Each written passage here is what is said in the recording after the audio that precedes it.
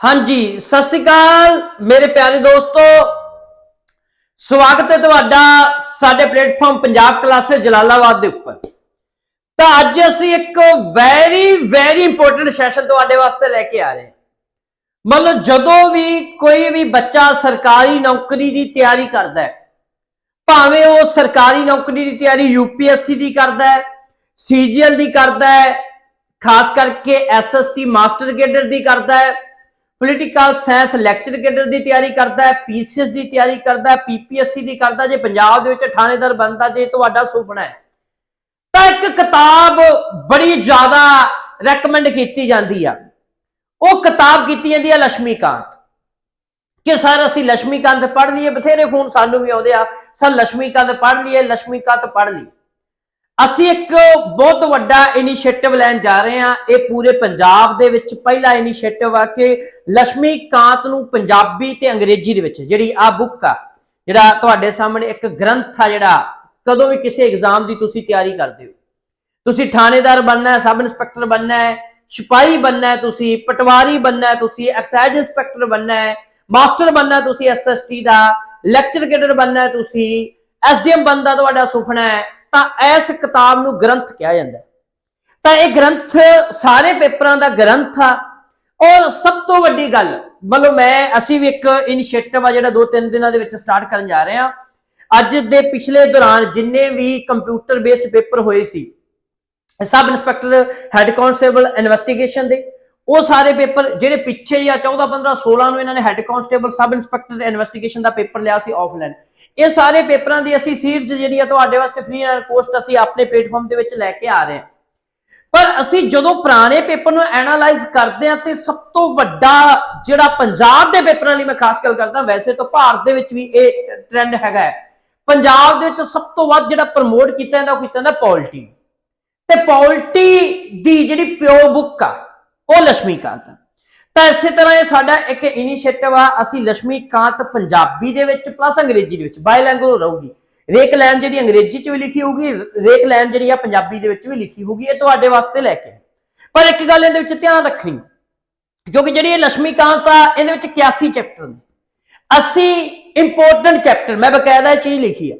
Important chapter का meaning की कि जिहड़े भी यूपीएससी पीसीएस के प्री पेपर नूं टच करते हो, plus lecture cadre master cadre SST नूं टच करते हो, सब इंस्पैक्टर एक्साइज इंस्पैक्टर या पीपीएससी जिवें कि नैब तहसीलदार का पेपर नाल दी नाल जे मैं अगे गल करा कोऑपरेटिव इंस्पैक्टर का पेपर या पीसीएस प्री का नोटिफिकेशन आउट होने वाला है, इन्हें सारे पेपरों को टच करती हुई जी चीज़ आ असीं तुहाडे सामने लैके आए। तो इस तरह कहांगे कि जिहड़ा ये साडा इनिशिएटिव आ पंजाब दे विच पहला इनिशिएटिव आ।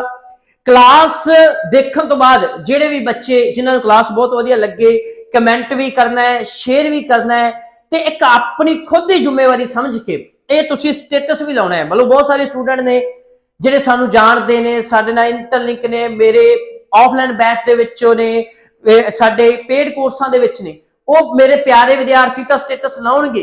पर बहुत सारे बच्चे जिन्होंने नाम मेरा नक्षत्र सिंह पहली बार सुनना है, मेरी शक्ल पहली बार देखनी आ, तो वह भी अपना स्टेटस लाउणगे ते नाल दी नाल शेयर भी करनगे। तो मैनू सब तो वध तुसीं इस चीज़ का रिव्यू भी देना, इसनूं असीं अगे लै जांगे। हुण दूजी गल, कोई भी मैं 2-3 चीज़ां कहूँगा कि जिहड़ी साडे कोल साडे प्लेटफॉर्म दे विच जिहड़ी तैयारी खास करके करवाई जाती है, मतलब एक जिहड़ी भी एक क्लास आ पीपीएससी तैयारी कर रहे हो, पीटी+बी की तैयारी कर रहे हो, पंजाब पुलिस की तैयारी कर रहे हो, सब इंस्पैक्टर की तैयारी कर रहे हो, जां असीं गल करिए तुसीं पंजाब के किसी भी एग्जाम की, पंजाब पुलिस हो गया, सब इंस्पैक्टर हो गया, पटवारी हो गया, पीपीएससी हो गया, पीटी+बी ने जिन्ने भी पेपर लाए, भावें वीडियो का पेपर आ, नाल दी नाल एक्साइज इंस्पैक्टर का पेपर आ, पीपीएससी जिन्ने भी पेपर लैंदी, भावें कोऑपरेटिव इंस्पैक्टर का पेपर आ, नैब तहसीलदार का पेपर भी रिपीट होने जा रहा, पोलिटिकल साइंस लैक्चर कैडर का पेपर आ, मास्टर कैडर एसएसटी सारे पेपरों की तैयारी जिहड़ियां चीज़ां नूं असीं ध्यान दे विच रख के जिहड़ियां इह कोर्स स्ट्रक्चर तुहाडे वास्ते कीता है। हुण मैं क्लास स्टार्ट करने तो बाद चलो कोर्स से लंबा जाऊगा, 40-50 घंटे का रहूगा। मैं एक गल कहूँगा कि हुण जिन्ने भी पेपर आ रहे हैं, 2-3 पेपर छड्ड के वीडियो एक्साइज छड्ड के बाकी पेपरों के 4-5 महीने पै रहे हैं। जे तां किसी विद्यार्थी नूं लगदा है कि असीं पूरे डिटेल दे विच इंस्पैक्टर थानेदार बनना ही बनना है, असीं नैब तहसीलदार बनना ही बनना है, असीं मास्टर बनना ही बनना है, ਤੇ ਜੇ ਉਹਨਾਂ ਨੇ ਪੇਸ਼ੈਂਸ ਦੇ ਨਾਲ ਤਿਆਰੀ ਕਰਨੀ ਆ, ਸੀਰੀਅਸ ਤਿਆਰੀ ਕਰਨੀ ਤੇ ਵਾਕਈ ਸਿਲੈਕਸ਼ਨ ਨੂੰ ਵੇਖ ਕੇ ਤਿਆਰੀ ਕਰਨੀ ਆ, ਤਾਂ ਫਿਰ ਸਾਡੇ ਇਸ ਪਲੇਟਫਾਰਮ ਦੇ ਵਿੱਚ ਆ ਜਾਓ। ਜੇ ਤੁਹਾਡੇ ਤੁਸੀਂ ਦੋ ਤਿੰਨ ਚੀਜ਼ਾਂ ਰੱਖਣੀਆਂ ਨੇ ਜੀ, ਰੇਟ ਕਿੱਥੇ ਸਸਤਾ ਹੈ, ਕਲਾਸ ਕਿੱਥੇ ਸਸਤੀ ਹੈ, ठीक है जी, और जल्दी जल्दी सिलेबस पाना है जी, मैं पढ़िया मैनू पहले 40 नंबर आए ने, मैनू मतलब मैं कुछ भी नहीं किया, मैं 40 नंबर आ गए सी, उहदे बारे मैं छोटी जी एक गल कर दांगा, मैं क्लास अगों स्टार्ट करन जा रहा। एक बच्चों पेपर कोई भी पेपर है, जिवें तुसीं एक पिंडां दे विच एक सुनिया होना है, किसी बच्चे नूं तुसीं पुछो ना कि सर मैं किते भी नहीं तैयारी की सी, मेरे 40 नंबर आ गए, कोई पेपर 100 नंबर का पेपर। हुण मीनिंग की है, 40 नंबर हमेशा बड़े सौखे हुंदे ने, होर हर एक नूं आ जांदे ने, ओह पुछ लैंदे बाबे नानक दा प्यो पुछ लैणगे, हरमंदर साहब कित्थे है पुछ लैणगे, दिवाली असीं क्यों मनाउने आ पुछ लैणगे, पंजाबी सूबे की मंग मास्टर तारा सिंह ने रखी पुछ लैणगे। मीनिंग की है कि जिहड़े अगले 40 नंबर ने, 100 दे विचों अगला 40 नंबर, 80 तक 20 नंबर तक किसी भी हरेक बंदे दे बाहर चंदे आ। अकैडमी वाला जिहड़े टीचर पढ़ाउंदे आ, मान लो जिवें पॉलिटी दा स्पैशलिस्ट भी हाँ मैं मान के चलो, तां 20 क्वेश्चन दे विचों तां 20% तां पॉलिटी दे क्वेश्चन मेरे तो भी नहीं सैट होने, वो तो चलो पेपर सौखा होया तां बराबर आ जांदे, नहीं तां 80 वाला सिलेक्शन लै जांदा। तो इस करके जिहड़े आ 20 नंबर ने ये मॉडरेट हुंदे ने, इत्थों तक पहुंचना हुंदा है। तो इस करके असीं तां तुहानूं इत्थों तक पहुंचाउण दी कोशिश करांगे, सिलेक्शन करांगे, बड़ा जबरदस्त कंटेंट लैके आ रहे हैं असीं सारे तरह दे, जिवें लक्ष्मीकांत दा एफर्ट है, इवें पंजाब जीके दा एफर्ट भी करन जा रहे हैं, हिस्ट्री दा एफर्ट भी करन जा रहे हैं। असीं नाल दी नाल एक राकेश यादव ते उस तो बाद जिहड़ा अग्रवाल दा मैथ है वह भी लैके आ रहे हैं, अग्रवाल दी रीजनिंग भी लैके आ रहे हैं, कंप्यूटर भी बड़े टॉप का जिहड़ा असीं वो लैके आ रहे हैं। इसी तरह एक बहुत जबरदस्त जिहड़ा तुहाडे सामने एक कंटेंट आउण जा रहा है अगले एक दो दिनों के तक। तो इस तरह अज असीं लक्ष्मीकांत नूं स्टार्ट करांगे। लक्ष्मीकांत दा असीं अज जिहड़ा चैप्टर पढ़ना है वो दूजा चैप्टर असीं पढ़न जा रहे हैं। उस चैप्टर का मेरे प्यारे विद्यार्थियों नाम है मेकिंग ऑफ कॉन्स्टिट्यूशन। हुण तुहाडे सवाल सामने जाऊगा, तुहाडी स्क्रीन के उत्ते भी लिखा है कि सर जिहड़ा पहला चैप्टर सी बैकग्राउंड ऑफ जिहड़ा हैगा हिस्टरी ऑफ बैकग्राउंड जिहड़ी हैगी है वो क्यों नहीं तुसीं पढ़ रहे, क्योंकि साडी नाल ही नाल असीं कल तो मॉडर्न हिस्टरी की सीरीज भी स्टार्ट करन जा रहे हैं, तो जिहड़े हिस्टोरिकल बैकग्राउंड हैगा वो असीं मॉडर्न हिस्टरी च पढ़ लेना, तो जिहड़े भी साडे नाल बच्चे जुड़नगे असीं उत्थे कवर कर लेना। तो इस करके वो असीं उत्थों चैप्टर खत्म करांगे, आ चैप्टर ते स्टार्ट करांगे। मैं बार बार कह रहा मैं इंपोर्टेंट चैप्टर लैके आ रहा लक्ष्मीकांत दे। तो इस तरह असीं अज दा चैप्टर जिहड़ा मेकिंग ऑफ कॉन्स्टिट्यूशन स्टार्ट करना है। मेकिंग ऑफ कॉन्स्टिट्यूशन दे विच एक आ तस्वीर तुसीं देखो, जदों साडे संविधान दे उत्ते आ संविधान साडा सी जिहदे उत्ते आ सैन भी हो रहे ने, संविधान बन के साडे सामने आया। हुण 26 जनवरी 1950 नूं संविधान साडा लागू होया, जां मतलब मुक्कदी गल मैं सधारण जे शब्दां च कहां, वैसे तो असीं कहने कि 26 नवंबर 1949 नूं साडा संविधान बन गया सी, असीं इहनूं लागू 26 जनवरी 1950 दे विच कीता सी। जिहड़ा इह संविधान सी इहनूं बनन दे विच घੱਟ तो घੱਟ 100 साल दा समां लगा।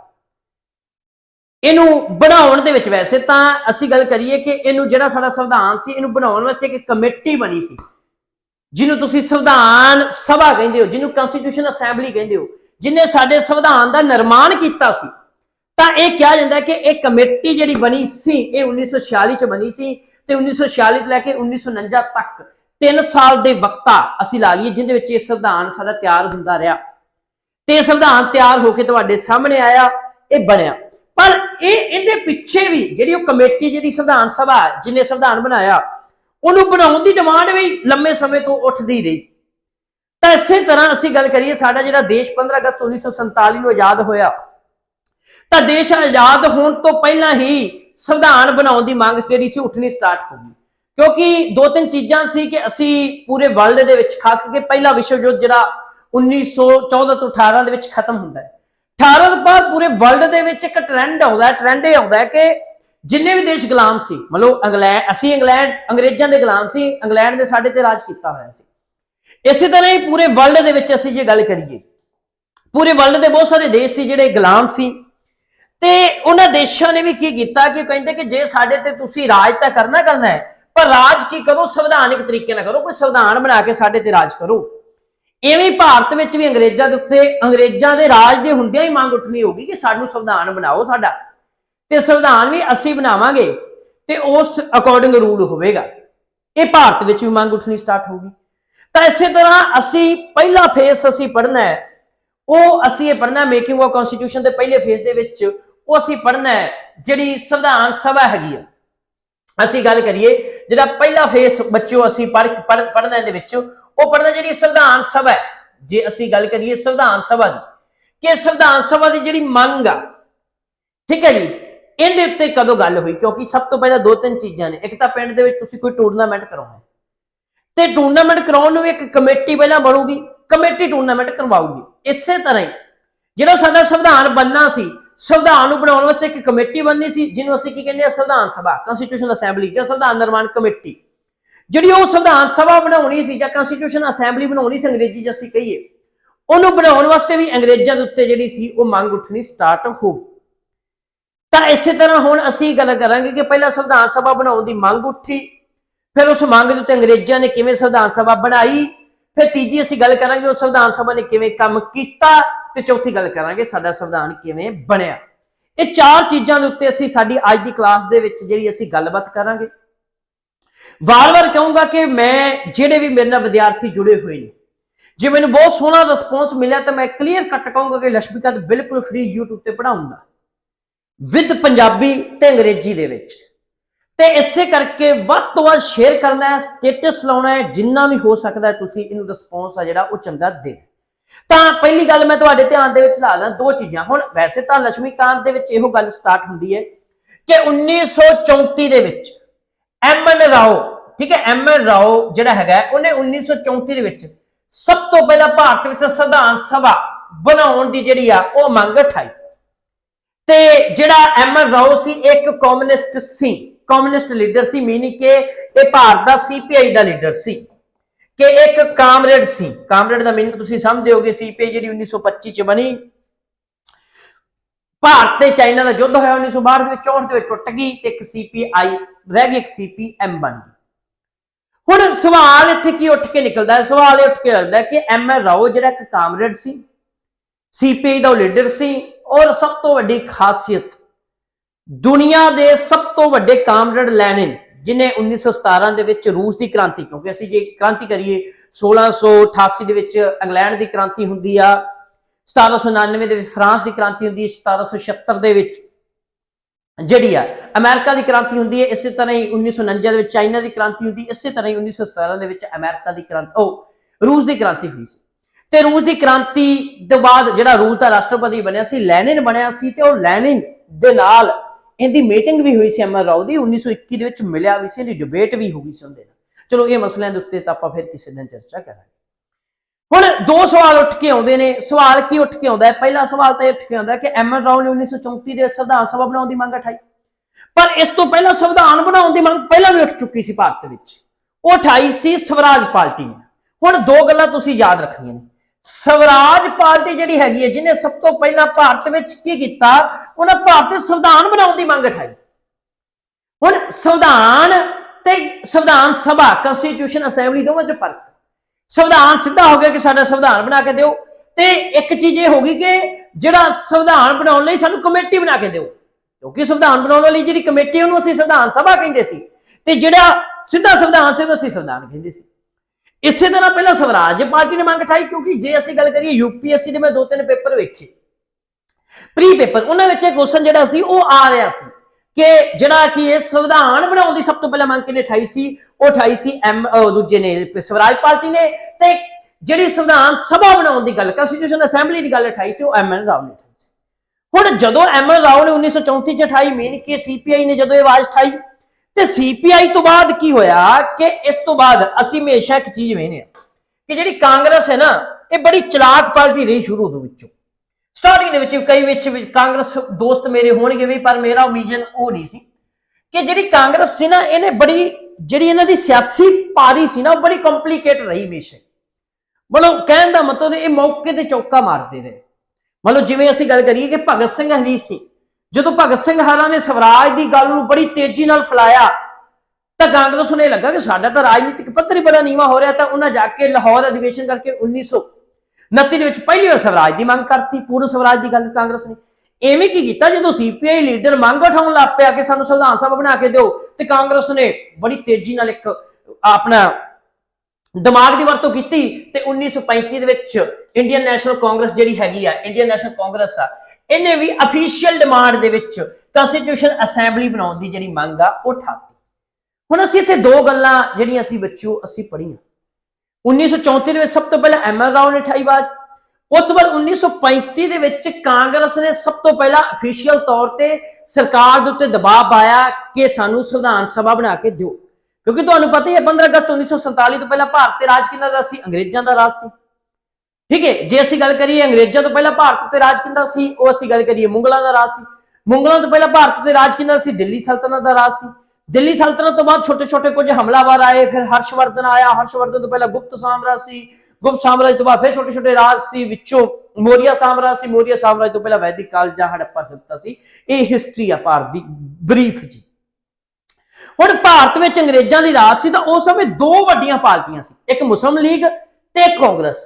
ਜਿਹੜੀ ਕਾਂਗਰਸ ਆ ਜਿਹੜੀ ਇਹ 28 ਦਸੰਬਰ 1885 ਦੇ ਵਿੱਚ ਬੰਬਈ ਦੇ ਵਿੱਚ ਬਣੀ ਸੀ। ਇਹ ਉਹ ਹਿਊਮ ਇਹਨੇ ਫਾਊਂਡਿੰਗ ਕੀਤੀ ਸੀ ਤੇ ਇਹ ਵਿਵੇਕ ਚੰਦਰ ਬੈਨਰਜੀ ਇਹਦਾ ਪਹਿਲਾ ਪ੍ਰਧਾਨ ਸੀ ਕਾਂਗਰਸ ਦਾ। ਇਸੇ ਤਰ੍ਹਾਂ 1906 ਦੇ ਵਿੱਚ ਆਗਾ ਖਾਂ ਦੀ ਅਗਵਾਈ ਦੇ ਵਿੱਚ ਇੱਕ ਮੁਸਲਿਮ ਲੀਗ ਬਣੀ ਸੀ। ਇਹ ਅੰਗਰੇਜ਼ਾਂ ਦੇ ਰਾਜ ਦੇ ਵਿੱਚ ਭਾਰਤ ਦੇ ਬਹੁਤ ਵੱਡੀਆਂ ਪਾਰਟੀਆਂ ਸੀ ਜਿਹੜੀਆਂ ਅੰਗਰੇਜ਼ਾਂ ਉੱਤੇ ਪ੍ਰੈਸ਼ਰ ਪਾਉਂਦੀਆਂ ਰਹਿੰਦੀਆਂ ਸੀ ਹਰ ਸਮੇਂ। ਇਸੇ ਤਰ੍ਹਾਂ 1935 ਦੇ ਵਿੱਚ ਇੱਕ ਅਧਿਵੇਸ਼ਨ ਹੋਇਆ 1937 ਦੇ ਵਿੱਚ ਫੈਜ਼ਪੁਰ ਦੇ ਵਿੱਚ। ਇਹ ਇੱਕੋ ਇੱਕ ਕਾਂਗਰਸ ਦਾ ਅਧਿਵੇਸ਼ਨ ਹੈ ਜਿਹੜਾ ਪਿੰਡ ਦੇ ਵਿੱਚ ਹੋਇਆ ਸੀ, ਜਿਹਦੀ ਅਗਵਾਈ ਪੰਡਿਤ ਜਵਾਹਰ ਲਾਲ ਨਹਿਰੂ ਨੇ ਕੀਤੀ। ਉਦੋਂ ਇਹਨਾਂ ਨੇ ਅਫੀਸ਼ੀਅਲ ਤੌਰ ਤੇ ਐਲਾਨ ਕਰਤਾ ਕਿ ਅਸੀਂ ਇਹ ਚੀਜ਼ ਕਹਿੰਦੇ ਆ ਕਿ ਭਾਰਤ ਦੀ ਜਿਹੜੀ ਸੰਵਿਧਾਨ ਸਭਾ ਹੈ ਉਹ ਬਣਾ ਕੇ ਦਿੱਤੀ ਜਾਵੇ। ਸਾਡੀ ਸੰਵਿਧਾਨ ਸਭਾ ਸਾਨੂੰ ਬਣਾ ਕੇ ਦਿਓਗੇ ਤੇ ਅਸੀਂ ਆਪਦਾ ਸੰਵਿਧਾਨ ਤਿਆਰ ਕਰਾਂਗੇ। ਹੁਣ ਕਾਂਗਰਸ ਤੋਂ ਬਾਅਦ ਗੱਲ ਅੱਗੇ ਜਾਂਦੀ ਦਿਸਦੀ ਹੋਈ ਤਾਂ ਜਦੋਂ ਅੱਗੇ ਜਾਂਦੀ ਦਿਸਦੀ ਹੋਈ ਤੇ ਕਾਂਗਰਸ ਦਾ ਹੀ ਇੱਕ ਸਿਰਕੱਢਵਾਂ ਲੀਡਰ ਜਿਹਨੂੰ ਤੁਸੀਂ ਪੰਡਿਤ ਜਵਾਹਰ ਲਾਲ ਨਹਿਰੂ ਕਹਿੰਦੇ। ਹੁਣ ਪੰਡਿਤ ਜਵਾਹਰ ਲਾਲ ਨਹਿਰੂ ਸਾਡੇ ਦੇਸ਼ ਦਾ ਪਹਿਲਾ ਪ੍ਰਧਾਨ ਮੰਤਰੀ ਵੀ ਸੀ, ਵਿਦੇਸ਼ ਮੰਤਰੀ ਵੀ ਸੀ, ਅੰਤਮ ਸਰਕਾਰ ਦਾ ਵੀ ਪ੍ਰਧਾਨ ਮੰਤਰੀ ਸੀ। ਤਾਂ ਪੰਡਿਤ ਜਵਾਹਰ ਲਾਲ ਨਹਿਰੂ ਬਹੁਤ ਵੱਡਾ ਕੱਦ ਸੀ ਤੇ 1938 ਦੇ ਵਿੱਚ ਪੰਡਿਤ ਜਵਾਹਰ ਲਾਲ ਨਹਿਰੂ ਕਹਿੰਦਾ ਕਿ ਜਿਹੜੀ ਤੁਸੀਂ ਕੰਸਟੀਟਿਊਸ਼ਨ ਅਸੈਂਬਲੀ ਸਾਨੂੰ ਬਣਾ ਕੇ ਦੇਣੀ ਆ, ਕੀ ਬਣਾ ਕੇ ਦੇਣੀ? ਕੰਸਟੀਟਿਊਸ਼ਨ ਅਸੈਂਬਲੀ ਸਾਨੂੰ ਬਣਾ ਕੇ ਦੇਣੀ ਆ ਤਾਂ ਇਹ ਕੀ ਹੋਵੇ? ਇਹ ਬਾਲਕ ਵੋਟ ਦੇ ਨਾਲ ਚੁਣੀ ਗਈ ਹੋਵੇ। ਹੁਣ ਬਾਲਕ ਵੋਟ ਦਾ ਮੀਨਿੰਗ ਕੀ ਹੈ? ਜਿਹੜਾ ਅਡਲਟ ਵੋਟਰ ਹੋਵੇ, ਜਿਹੜਾ 18 ਸਾਲ ਤੋਂ ਪਲੱਸ ਹੋਵੇ ਜਾਂ ਅਡੋਲਸੈਂਸ ਤੋਂ ਬਾਅਦ ਦੀ ਗੱਲ ਕਰਦਾ ਹੋਵੇ, ਕਿਸ਼ੋਰ ਅਵਸਥਾ ਤੋਂ ਉੱਪਰ ਦਾ ਬੰਦਾ ਹੋਵੇ, ਉਹ ਉਹਦੇ ਦੁਆਰਾ ਚੁਣੀ ਹੋਈ ਜਿਹੜੀ ਸੰਵਿਧਾਨ ਸਭਾ ਹੋਵੇ। ਜਿਹੜੀ ਸਾਡੀ ਸੰਵਿਧਾਨ ਸਭਾ ਬਣਨੀ ਹੈ, ਮਤਲਬ ਸੰਵਿਧਾਨ ਸਭਾ ਦੇ ਵਿੱਚ ਮੰਨ ਕੇ ਚਲੋ ਅਸੀਂ 500 ਬੰਦਾ ਹੈ ਜਿਹਨੇ ਸਾਡਾ ਸੰਵਿਧਾਨ ਤਿਆਰ ਕਰਨਾ ਹੈ। ਵੈਸੇ ਤਾਂ 399 ਮੈਂਬਰ ਸੀ, ਮੈਂ ਅੱਗੇ ਗੱਲ ਕਰੂੰਗਾ। ਮੈਂ ਮੰਨ ਕੇ ਚੱਲਾਂ ਕਿ 500 ਬੰਦਾ ਹੈ ਜਿਹਨੇ ਸਾਡਾ ਸੰਵਿਧਾਨ ਤਿਆਰ ਕਰਨਾ ਹੈ। ਤਾਂ ਪੰਡਿਤ ਜਵਾਹਰ ਲਾਲ ਨਹਿਰੂ ਕਹਿੰਦਾ ਜਿਹੜਾ 500 ਬੰਦਾ ਹੈ ਉਹ ਵੀ ਇੱਕ ਅਡਲਟ ਵੋਟਰ ਦੇ ਨਾਲ ਚੁਣਿਆ ਹੋਣਾ ਚਾਹੀਦਾ ਹੈ। ਇਹ ਗੱਲ ਪੰਡਿਤ ਜਵਾਹਰ ਲਾਲ ਨਹਿਰੂ ਨੇ ਕਦੋਂ ਕਹੀ? 1938 ਦੇ ਵਿੱਚ ਕਹੀ। ਤੇ ਇਸੇ ਤਰ੍ਹਾਂ ਉਹ ਕਹਿੰਦਾ ਕਿ ਬਿਨਾਂ ਕਿਸੇ ਐਕਸਟਰਨਲ ਇੰਟਰਫੇਰੈਂਸ, ਮਤਲਬ ਬਾਹਰ ਦੇ ਕਿਸੇ ਵੀ ਵਿਅਕਤੀ ਦਾ ਜਿਹੜਾ ਇੰਟਰਫੇਰੈਂਸ ਆ ਉਹ ਨਹੀਂ ਹੋਣੀ ਚਾਹੀਦੀ। ਇਹ ਦੋ ਗੱਲਾਂ ਸੀ ਜਿਹੜੀਆਂ ਬਕਾਇਦਾ ਇਨਕਲੂਡ ਕੀਤੀਆਂ ਗਈਆਂ। ਠੀਕ ਹੈ ਜੀ, ਕਿ ਪਹਿਲੀ 1935 ਵਾਲੀ, ਦੂਜੀ 1938 ਵਾਲੀ। ਇਹ ਦੋ ਗੱਲਾਂ ਐਡ ਹੋਈਆਂ। ਹੁਣ ਇੱਥੇ ਵਿੱਚ ਅਸੀਂ ਹੁਣ ਤੱਕ 3 ਸਟੋਰੀਆਂ ਦੇਖ ਲਈਆਂ, ਵੈਸੇ ਤਾਂ 4 ਦੇਖ ਲਈਆਂ। ਕਿ ਸੰਵਿਧਾਨ ਬਣਾਉਣ ਦੀ ਸਭ ਤੋਂ ਪਹਿਲਾਂ ਮੰਗ ਸਵਰਾਜ ਪਾਰਟੀ ਨੇ ਕੀਤੀ। ਸੰਵਿਧਾਨ ਸਭਾ ਬਣਾਉਣ ਦੀ ਸਭ ਤੋਂ ਗੱਲ ਪਹਿਲਾਂ ML ਰਾਓ ਨੇ ਕੀਤੀ। ਤੀਜੀ ਗੱਲ ਅਸੀਂ ਜਿਹੜੀ ਵੇਖੀ ਉਹ ਅਸੀਂ ਕੀ ਵੇਖੀ ਕਿ 1935 ਈਸਵੀ ਦੇ ਵਿੱਚ ਕੀ ਹੋਇਆ ਕਿ 1935 ਵਿੱਚ ਕਾਂਗਰਸ ਨੇ ਸਭ ਤੋਂ ਪਹਿਲਾਂ ਅਫੀਸ਼ੀਅਲ ਤੌਰ ਤੇ ਸੰਵਿਧਾਨ ਸਭਾ ਬਣਾਉਣ ਦੀ ਮੰਗ ਕੀਤੀ।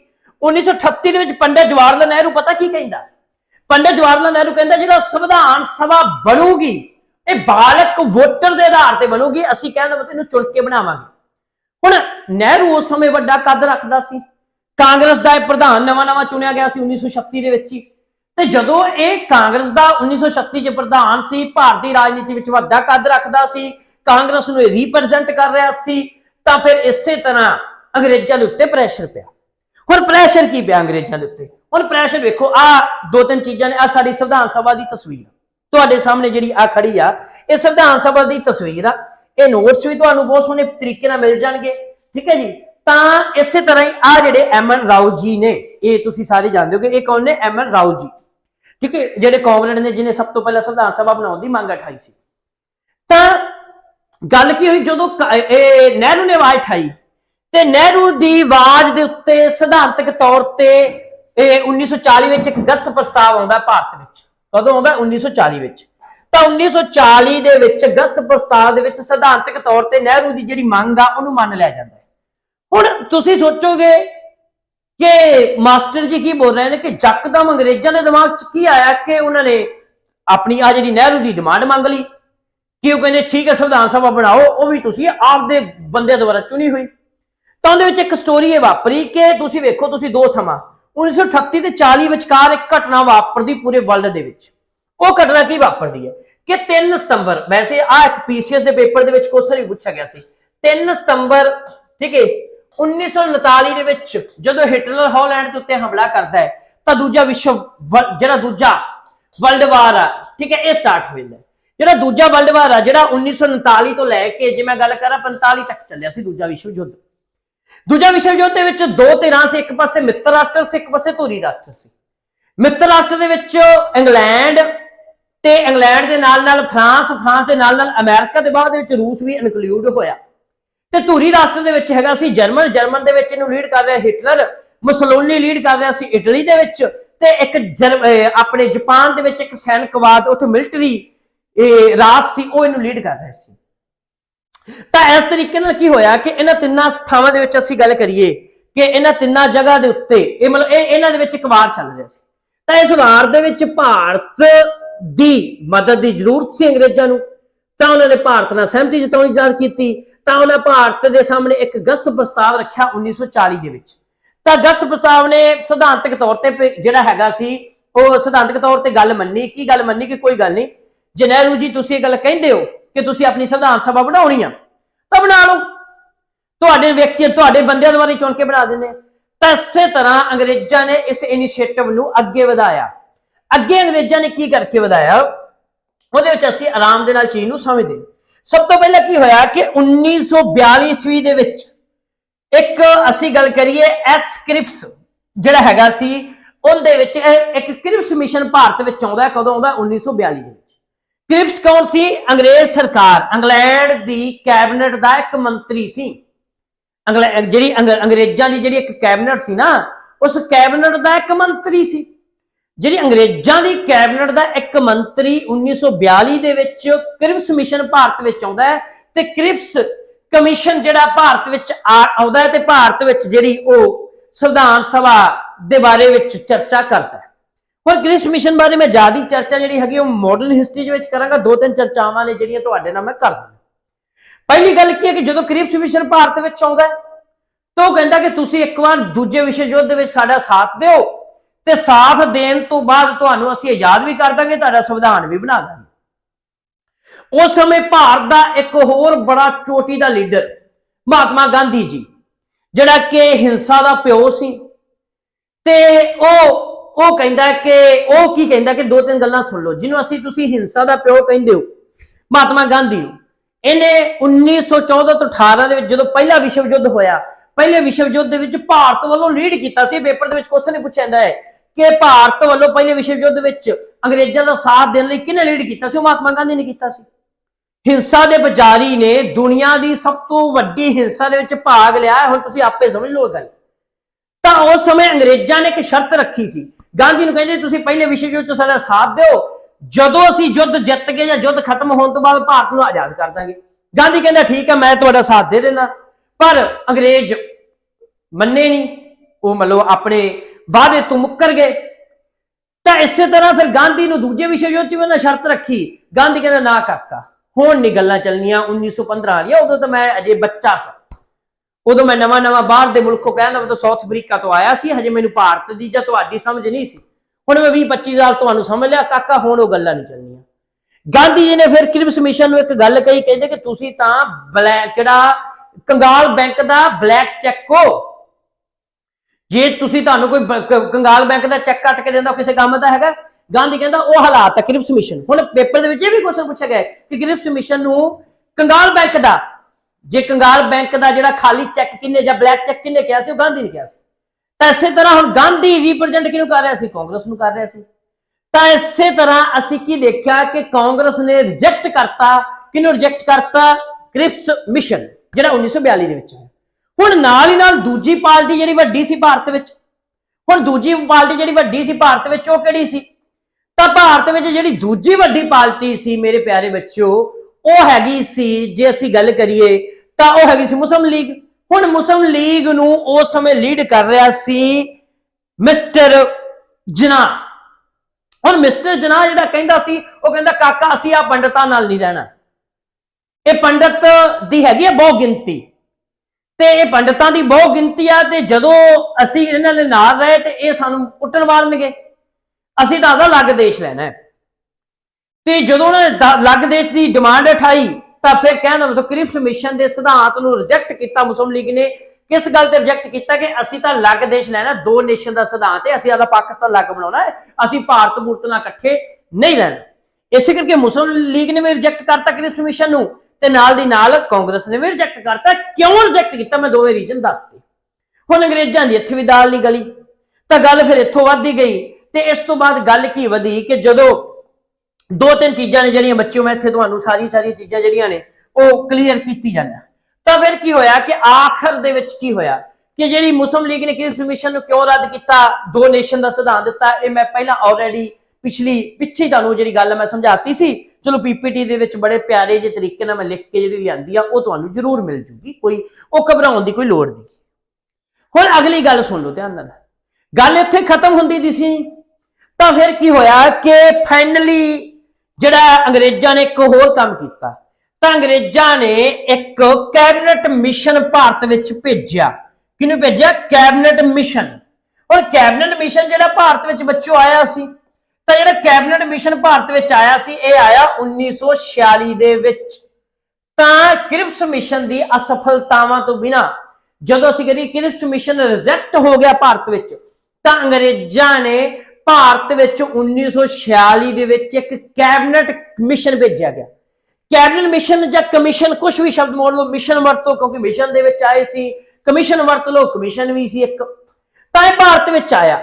ਕੈਬਨਿਟ ਕਮਿਸ਼ਨ ਦਾ ਨਾਮ ਅਸੀਂ ਇਹਨੂੰ ਤਾਂ ਦਿੰਦੇ ਆ ਕਿ ਇਹਦੇ ਵਿੱਚ ਤਿੰਨ, ਅਸੀਂ ਗੱਲ ਕਰੀਏ ਇਹਦੇ ਵਿੱਚ ਤਿੰਨ ਅੰਗਰੇਜ਼ਾਂ ਦੇ ਜਾਂ ਇੰਗਲੈਂਡ ਸਰਕਾਰ ਦੇ ਤਿੰਨ ਕੀ ਸੀ, ਇੰਗਲੈਂਡ ਸਰਕਾਰ ਦੇ ਤਿੰਨ ਮੰਤਰੀ ਸੀ, ਜਾਂ ਇੰਗਲੈਂਡ ਦੀ ਕੈਬਨਿਟ ਦੇ ਤਿੰਨ ਮੰਤਰੀ ਸੀ। ਹੁਣ ਪੇਪਰ ਦੇ ਵਿੱਚ ਕੁਐਸਚਨ ਇਹ ਵੀ ਪੁੱਛਿਆ ਜਾ ਸਕਦਾ ਬੱਚਿਓ ਕਿ ਉਹ ਤਿੰਨ ਮੰਤਰੀ ਕਿਹੜੇ ਕਿਹੜੇ ਸੀ। ਤਾਂ ਇਸੇ ਤਰ੍ਹਾਂ ਜੇ ਤੁਸੀਂ ਤਿੰਨ ਮੰਤਰੀਆਂ ਦਾ ਨਾਮ ਯਾਦ ਰੱਖਣਾ ਹੈ, ਮੈਂ ਇੱਕ ਸ਼ਾਰਟ ਦੇ ਵਿੱਚ ਜਿਹੜਾ ਉਹਨਾਂ ਦਾ ਨਾਮ ਲਿਖ ਦਿੰਦਾ। ਤਾਂ ਕੈਬਨਿਟ ਮਿਸ਼ਨ ਦੇ ਵਿੱਚ ਤਿੰਨ ਮੰਤਰੀ ਸੀ ਟੋਟਲ। ਤਾਂ ਤਿੰਨ ਮੰਤਰੀ ਕਿਹੜੇ ਕਿਹੜੇ ਸੀ? ਤਿੰਨ ਮੰਤਰੀ, ਤਾਂ ਇੱਕ ਮੰਤਰੀ ਹੈਗਾ ਸੀ ਲਾਰੈਂਸ, ਠੀਕ ਹੈ ਜੀ। ਅਸੀਂ ਗੱਲ ਕਰੀਏ ਇੱਕ ਤਾਂ ਲਾਰੈਂਸ ਸੀ ਜਾਂ ਲਾਰਡ ਪੀ ਲਾਰੈਂਸ, ਇੱਕ ਦੂਜਾ ਜਿਹੜਾ ਮੰਤਰੀ ਸੀ ਉਹ ਕ੍ਰਿਪਸ ਸੀ, ਠੀਕ ਹੈ, ਜਿਹਨੂੰ ਅਸੀਂ ਕਹਿੰਦੇ ਐਸ ਕ੍ਰਿਪਸ ਜਿਹੜਾ ਮੰਤਰੀ ਹੈਗਾ ਸੀ ਇਹ ਦੂਜਾ ਮੰਤਰੀ ਸੀ। ਤੇ ਜਿਹੜਾ ਤੀਜਾ ਮੰਤਰੀ ਸੀ ਉਹ ਇਹਦੇ ਵਿੱਚ ਮੰਤਰੀ ਮੇਰੇ ਪਿਆਰੇ ਬੱਚਿਓ ਹੈਗਾ ਸੀ, ਠੀਕ ਹੈ, ਅਸੀਂ ਗੱਲ ਕਰਦੇ ਹਾਂ ਕਿ ਉਸ ਮੰਤਰੀ ਵਿੱਚ ਏ ਵੀ, ਠੀਕ ਹੈ, ਏ ਵੀ ਅਲੈਗਜ਼ੈਂਡਰ, ਠੀਕ ਹੈ, ਅਲੈਗਜ਼ੈਂਡਰ ਜਿਹੜਾ ਹੈਗਾ ਇਹ ਤਿੰਨ ਮੰਤਰੀ ਸੀ। ਆ ਤਿੰਨ ਮੰਤਰੀ ਅਲੈਗਜ਼ੈਂਡਰ ਤੋਂ ਬਾਅਦ ਕ੍ਰਿਪਸ ਤੋਂ ਬਾਅਦ ਲਾਰੈਂਸ, ਆ ਤਿੰਨ ਮੰਤਰੀ ਜਿਹੜੇ ਹੈਗੇ ਸੀ ਇਹ ਅੰਗਰੇਜ਼ਾਂ ਦੀ ਕੈਬਨਿਟ, ਕਹਿੰਦਾ ਪਤਾ ਇੰਗਲੈਂਡ ਦੀ ਕੈਬਨਿਟ ਦੇ ਤਿੰਨ ਮੰਤਰੀ 1946 ਵਿੱਚ ਭਾਰਤ ਵਿੱਚ ਆਏ, ਜਿਹਨੂੰ ਅਸੀਂ ਕਿਸ ਨਾਮ ਨਾਲ ਜਾਣਦੇ ਸੀ, ਤਾਂ ਮੈਂ ਪੈਨ ਫਿਰ ਚੇਂਜ ਕਰਕੇ ਤੁਹਾਨੂੰ ਇੱਕ ਸਮਝਾ ਦੇਣਾ। ਤਾਂ ਇਹਨੂੰ ਅਸੀਂ ਕੈਬਨਿਟ ਮਿਸ਼ਨ ਦੇ ਨਾਮ ਦੇ ਨਾਲ ਜਾਣਨ ਲੱਗੇ। ਤਾਂ ਇਹਨਾਂ ਨੇ ਭਾਰਤ ਵਿੱਚ ਇੱਕ ਸੁਝਾਅ ਦਿੱਤਾ। ਕੀ ਸੁਝਾਅ ਦਿੱਤਾ? ਕਿ ਭਾਰਤ ਵਿੱਚ ਅਸੀਂ ਕਨਸਟੀਟਿਊਸ਼ਨਲ ਅਸੈਂਬਲੀ ਬਣਾਵਾਂਗੇ।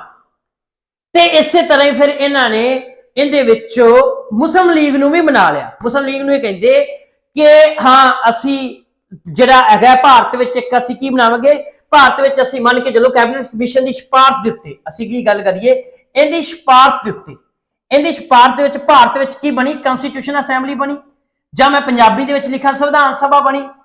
ਤੇ ਇਹ ਸੰਵਿਧਾਨ ਸਭਾ ਦੇ ਵਿੱਚ ਇਹਨਾਂ ਸੁਝਾਅ ਦਿੱਤਾ ਕਿੰਨੇ ਮੈਂਬਰ ਹੋਣਗੇ, 399 ਮੈਂਬਰ ਹੋਣਗੇ। ਉਹ ਕਿਵੇਂ ਹੋਣਗੇ ਮੈਂ ਅੱਗੇ ਜਾ ਕੇ ਫਿਰ ਸਮਝਾਉਣਾ ਤੁਹਾਨੂੰ, ਪਰ ਉਸ ਤੋਂ ਪਹਿਲਾਂ ਕਹਾਂਗੇ ਕਿ ਇਹਦੇ ਵਿੱਚ 399 ਮੈਂਬਰ ਦੇ ਵਿੱਚ ਜਿਹੜੇ ਮੈਂਬਰ ਚੁਣੇ ਜਾਣਗੇ ਉਹਦੇ ਵਿੱਚ ਮੁਸਲਮਾਨਾਂ ਨੂੰ ਅਲੱਗ ਤੋਂ ਚੋਣ ਪ੍ਰਣਾਲੀ ਦਿੱਤੀ ਜਾਊਗੀ। ਜਿਸ ਗੱਲ ਦੇ ਉੱਤੇ ਮੁਸਲਮਾਨਾਂ ਨੇ ਜਾਂ ਮੁਸਲਿਮ ਲੀਗ ਨੇ ਸਹਿਮਤੀ ਜਤਾਤੀ, ਤੇ ਇਸ ਕਰਕੇ ਜਿਹੜੇ 300 ਜਿਹੜੀ ਸੰਵਿਧਾਨ ਸਭਾ ਬਣਨ ਦਾ ਮਸਲਾ ਜਿਹੜਾ ਸੀ ਉਹ ਹੱਲ ਹੋਇਆ। ਤਾਂ ਇਸ ਚੀਜ਼ ਨੂੰ ਅਸੀਂ ਹੁਣ ਅੱਗੇ ਰਜਾਣਾ ਅਸੀਂ ਗੱਲ ਕਰਦੇ ਹਾਂ ਕਿ ਹਾਂ ਆਹ ਚੀਜ਼ ਅਸੀਂ ਗੱਲ ਕਰੀਏ ਕਿ ਜਿਹੜੀ ਮੁਸਲਿਮ ਲੀਗ ਦੀ ਮੰਗ ਸੀ ਦੋ ਨੇਸ਼ਨ ਵਾਲੀ, ਉਹ ਕੈਬਨਿਟ ਕਮਿਸ਼ਨ ਜਿਹੜੇ ਹੈਗਾ ਉਹਨੇ ਰੱਦ ਕੀਤੀ, ਤੇ ਉਹਨਾਂ ਨੇ ਵੈਸੇ ਕੁਝ ਹੋਰ ਸ਼ਰਤਾਂ ਦਿੱਤੀਆਂ। ਜਿਹੜੀ ਸ਼ਰਤ ਮੁੱਖ ਤੌਰ ਤੇ ਮੈਂ ਤੁਹਾਨੂੰ ਦੱਸੀ, ਤਾਂ ਉਸ ਸ਼ਰਤ ਕਰਕੇ ਉਹ ਮੰਨ ਗਏ ਕਿ ਅਸੀਂ ਜਿਹੜਾ ਹੈਗਾ ਉਹ ਅਸੀਂ ਸੰਵਿਧਾਨ ਸਭਾ 'ਚ ਭਾਗ ਲਾਵਾਂਗੇ। ਮੁਸਲਿਮ ਲੀਗ ਨੇ ਇਹ ਗੱਲ ਡਿਮਾਂਡ ਸੀ ਉਹ ਮੰਨ ਲਈ। ਤਾਂ ਇਸੇ ਤਰ੍ਹਾਂ ਇਹ ਇੱਥੋਂ ਤੱਕ ਦੀ ਸਪਾਰ ਇੱਥੋਂ ਤੱਕ ਦਾ ਜਿਹੜਾ ਅਸੀਂ ਹੁਣ ਤੱਕ ਦਾ ਪੜਿਆ ਉਹ ਅਸੀਂ ਇਹ ਪੜਿਆ ਕਿ ਜਿਹੜੀ ਸੰਵਿਧਾਨ ਸਭਾ ਸੀ ਉਹਦੀ ਡਿਮਾਂਡ ਕਿਵੇਂ ਕਿਵੇਂ ਉੱਠਦੀ ਰਹੀ। ਉਹ ਡਿਮਾਂਡ ਭਾਰਤ ਦੇ ਵਿੱਚ ਖਾਸ ਕਰਕੇ ਜਿਵੇਂ ਪਹਿਲਾਂ ਸਭ ਤੋਂ ਪਹਿਲਾਂ ਐਮ ਐਨ ਰਾਓ ਨੇ ਉਠਾਈ, ਫਿਰ 1935 ਵਿੱਚ ਕਾਂਗਰਸ ਨੇ ਉਠਾਈ ਅਫੀਸ਼ੀਅਲ ਤੌਰ ਤੇ, ਫਿਰ 1938 ਦੇ ਵਿੱਚ ਨਹਿਰੂ ਜੀ ਨੇ ਵੀ ਕਿਹਾ ਕਿ ਇਹ ਭਾਰਤ ਦੇ ਲੋਕਾਂ ਦੁਆਰਾ ਚੁਣੀ ਹੋਣੀ ਚਾਹੀਦੀ ਆ ਬਿਨਾਂ ਕਿਸੇ ਇੰਟਰਫੇਰੈਂਸ ਤੋਂ। ਤੇ ਇਸ ਤੋਂ ਬਾਅਦ 1940 ਚ ਇੱਕ ਅਗਸਤ ਪ੍ਰਸਤਾਵ ਆਉਂਦਾ ਹੈ, ਫਿਰ 1942 ਵਿੱਚ ਕ੍ਰਿਪਸ ਮਿਸ਼ਨ ਆਉਂਦਾ ਹੈ, ਲਾਸਟ ਫਾਈਨਲੀ 1946 ਵਿੱਚ ਕੈਬਨਿਟ ਮਿਸ਼ਨ ਦੀ ਸਿਫਾਰਿਸ਼ ਦੇ ਉੱਤੇ ਸੰਵਿਧਾਨ ਸਭਾ ਭਾਰਤ ਵਿੱਚ ਬਣਾ ਦਿੱਤੀ। ਹੁਣ ਪੇਪਰ ਦੇ ਵਿੱਚ ਕੁਐਸਚਨ ਆਵੇ ਕਿ ਸੰਵਿਧਾਨ ਸਭਾ ਕਿੰਦੀ ਸਿਫਾਰਿਸ਼ ਦੇ ਉੱਤੇ ਬਣਾਈ ਗਈ, ਤਾਂ ਇਹ ਬਣਾਈ ਗਈ ਕ੍ਰਿਪਸ ਆਪਣਾ ਕੈਬਨਿਟ ਕਮਿਸ਼ਨ ਦੀ ਸਿਫਾਰਿਸ਼ ਦੇ ਉੱਤੇ ਬਣਾਈ ਗਈ। ਕਿੰਦੇ ਸਿਫਾਰਿਸ਼ ਦੇ ਉੱਤੇ? Cabinet commission. ਭਾਰਤ ਵਿੱਚ ਕੈਬਨਿਟ ਕਮਿਸ਼ਨ ਕਦੋਂ ਆਇਆ? 1946 ਦੇ ਵਿੱਚ ਆਇਆ। ਤੀਜੀ ਗੱਲ, ਇਹਦੇ ਵਿੱਚ ਕਿੰਨੇ ਮੰਤਰੀ ਸੀ? ਟੋਟਲ 3 ਮੰਤਰੀ ਸੀ। ਆ 3 ਮੰਤਰੀ ਜਿਹੜੇ ਹੈਗੇ ਸਕਰੀਨਸ਼ਾਟ ਲਾ ਕੇ ਰੱਖ ਲਓ, ਇਹ ਚੰਗੇ ਚੰਗੇ ਲੈਵਲ ਦੇ ਪੇਪਰਾਂ ਦੇ ਵਿੱਚ ਕੁਐਸਚਨ ਨੇ ਜਿਹੜੇ ਇਹ ਪੁੱਛੇ ਜਾਂਦੇ।